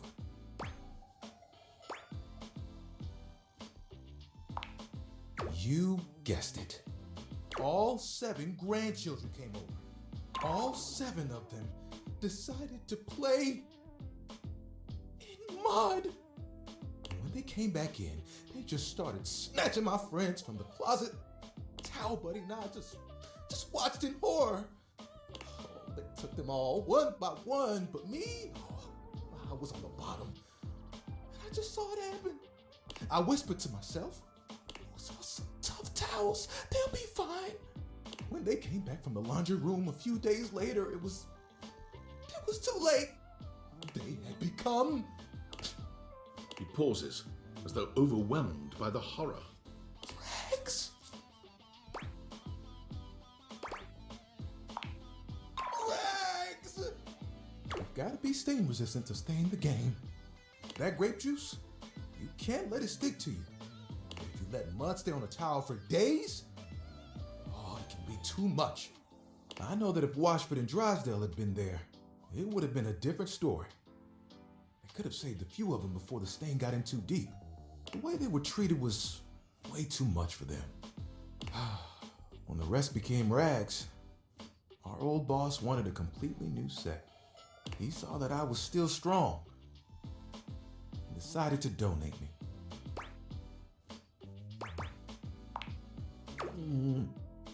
I was not scared. It was a hell of a disaster. But I had my little buddy with me. We kept each other company. And I knew I would make it. I'm resilient. It's in my fibers. Can I see your hand?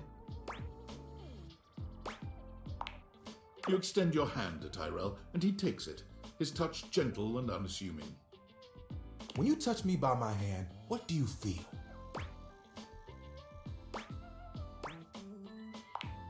You felt that too? I don't think it's just static electricity either. But there's something else. Feel the texture of my hand. The way I'm made. Soft but sturdy. Hard-working, yet comforting. I'm warm.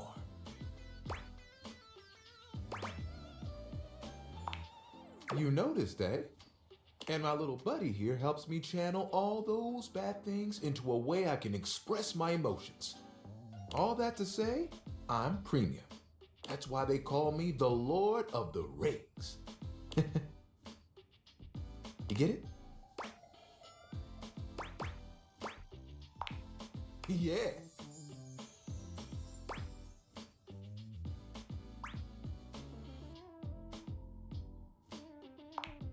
I like it, but it isn't what I want to do forever.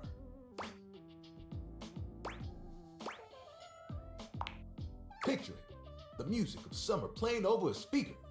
Perhaps a Bluetooth. The smell of sea salt and tight canvas in the air. To your right, one of those tall lifeguard stands that someone in bright red shorts sits on. To your left, a couple that most likely had an argument in the car. They both try to make the best of the day. It's super awkward. And there I am with you, stretched out in the sand. A giant umbrella behind us, blocking out the sun. And us just chilling. Can you guess what I want to do?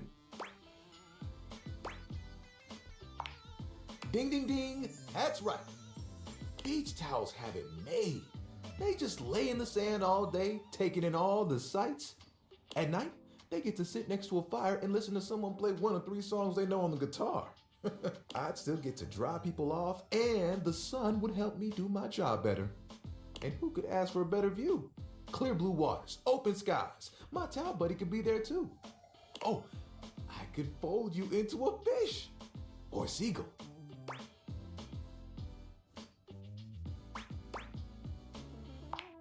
Oh, of course. We'd have to go together. Just promise me you won't get mad if I track sand in the car. It's kind of a hazard of the job.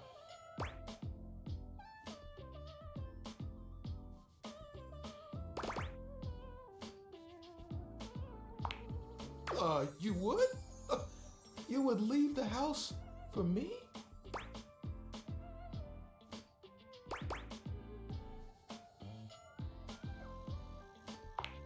I think I'd be good at it too. You know, that's the first time I've told anyone my dream. I'll be honest, I was a little worried that you might think it was silly.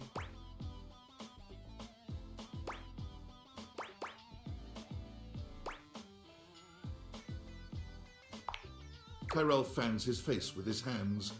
Tyrell, don't cry. It was gonna dry you up. You're the best, you know that? And think of all the sunsets we could watch together.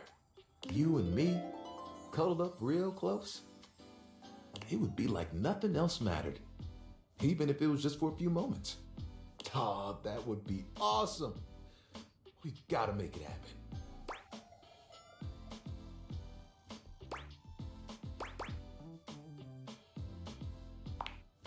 Nothing will keep us apart. You know what the really cool part of this is? You're part of that dream now too. Hey, I've got an idea. Towel buddy. Remember that one I've been saving for a special moment? I think it's time. We'll be right back. Tyrell disappears from view for a few moments. Yep, just like that. Tuck it under. Ooh, you look so good. When he returns, he holds his towel buddy out to you, now in a new and delightful shape. Well,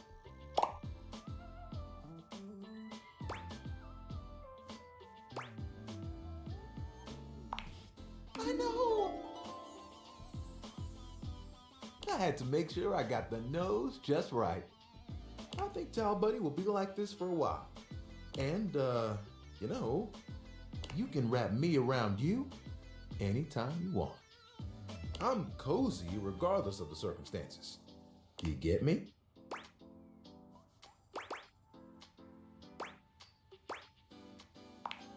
Oh, sorry. I shouldn't talk like this in front of Towel Buddy. He's just a washcloth after all. But the offer still stands. Okay? I look forward to those sunsets.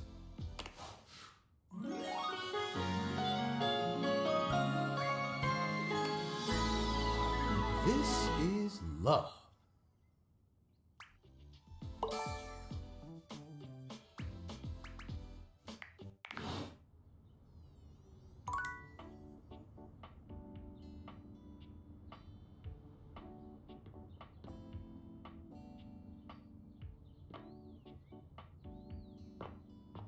Nope.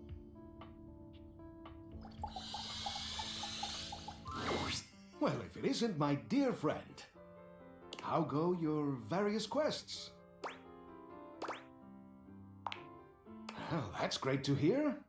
And I hope you've been putting that lovely personality to your advantage. I am, of course, talking about your specs points. It's critically important that you master these if you want to be successful around the house. You've got to up your numbers by talking to as many objects as you can.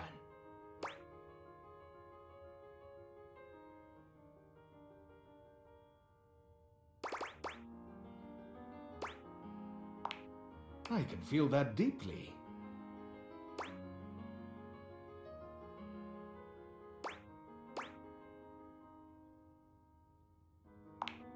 Of course, I always do.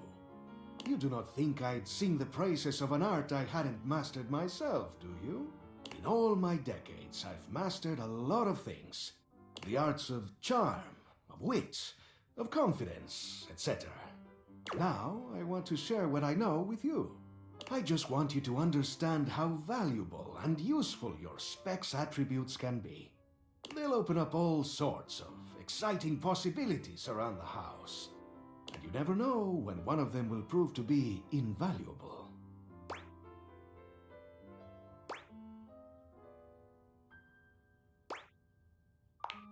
Well, I just want you to succeed. Happy to offer what little guidance I can. Now then, before I let you go, how's your progress been? Let me take a closer look at you. He narrows his eyes, evaluating you with a sharp up and down gaze. You can feel yourself sweat just a little under his intense scrutiny. You could do with some more personality. keep going around the house and getting to make new friends. Maybe I'll have something for you next time.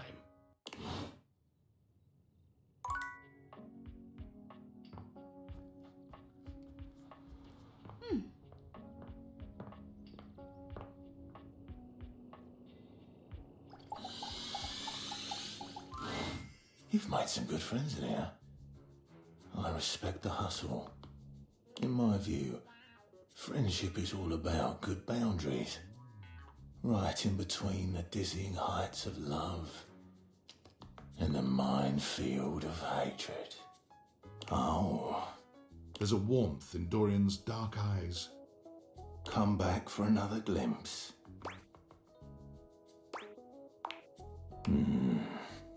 I may be a trap, but I'm not here to harm you. I'm just an easy way down into the crawl space.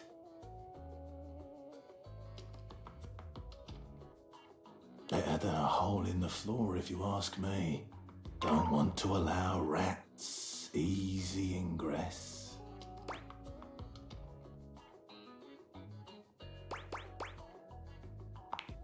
As you wish.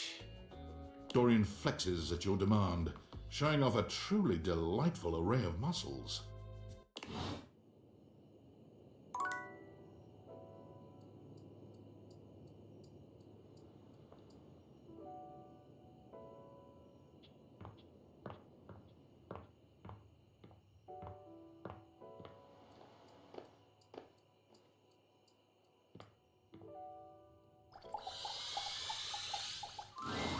You find Lux fiddling with a tripod, but they're quick to straighten up and look entirely unbothered when they see you approaching. You can feel them turn on, a tangible shift in their energy. What's up, bitches and bros?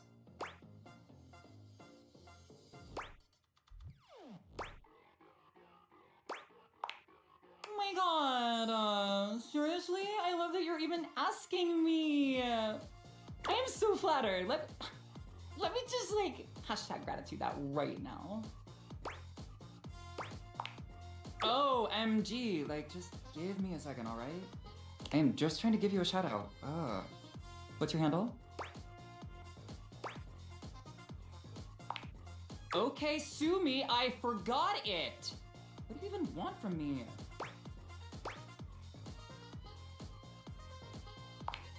Uh-huh.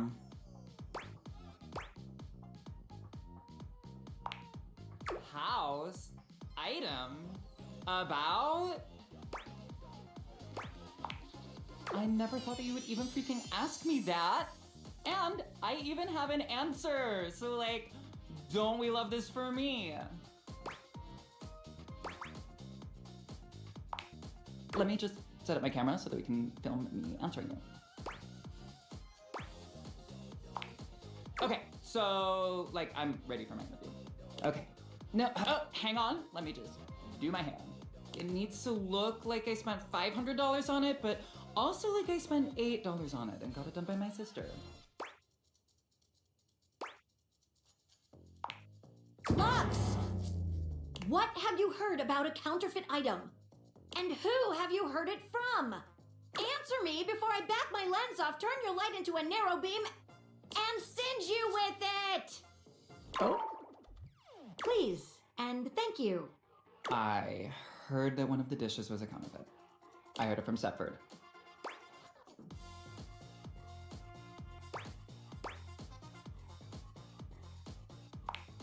Thank you. Lux, get out of here.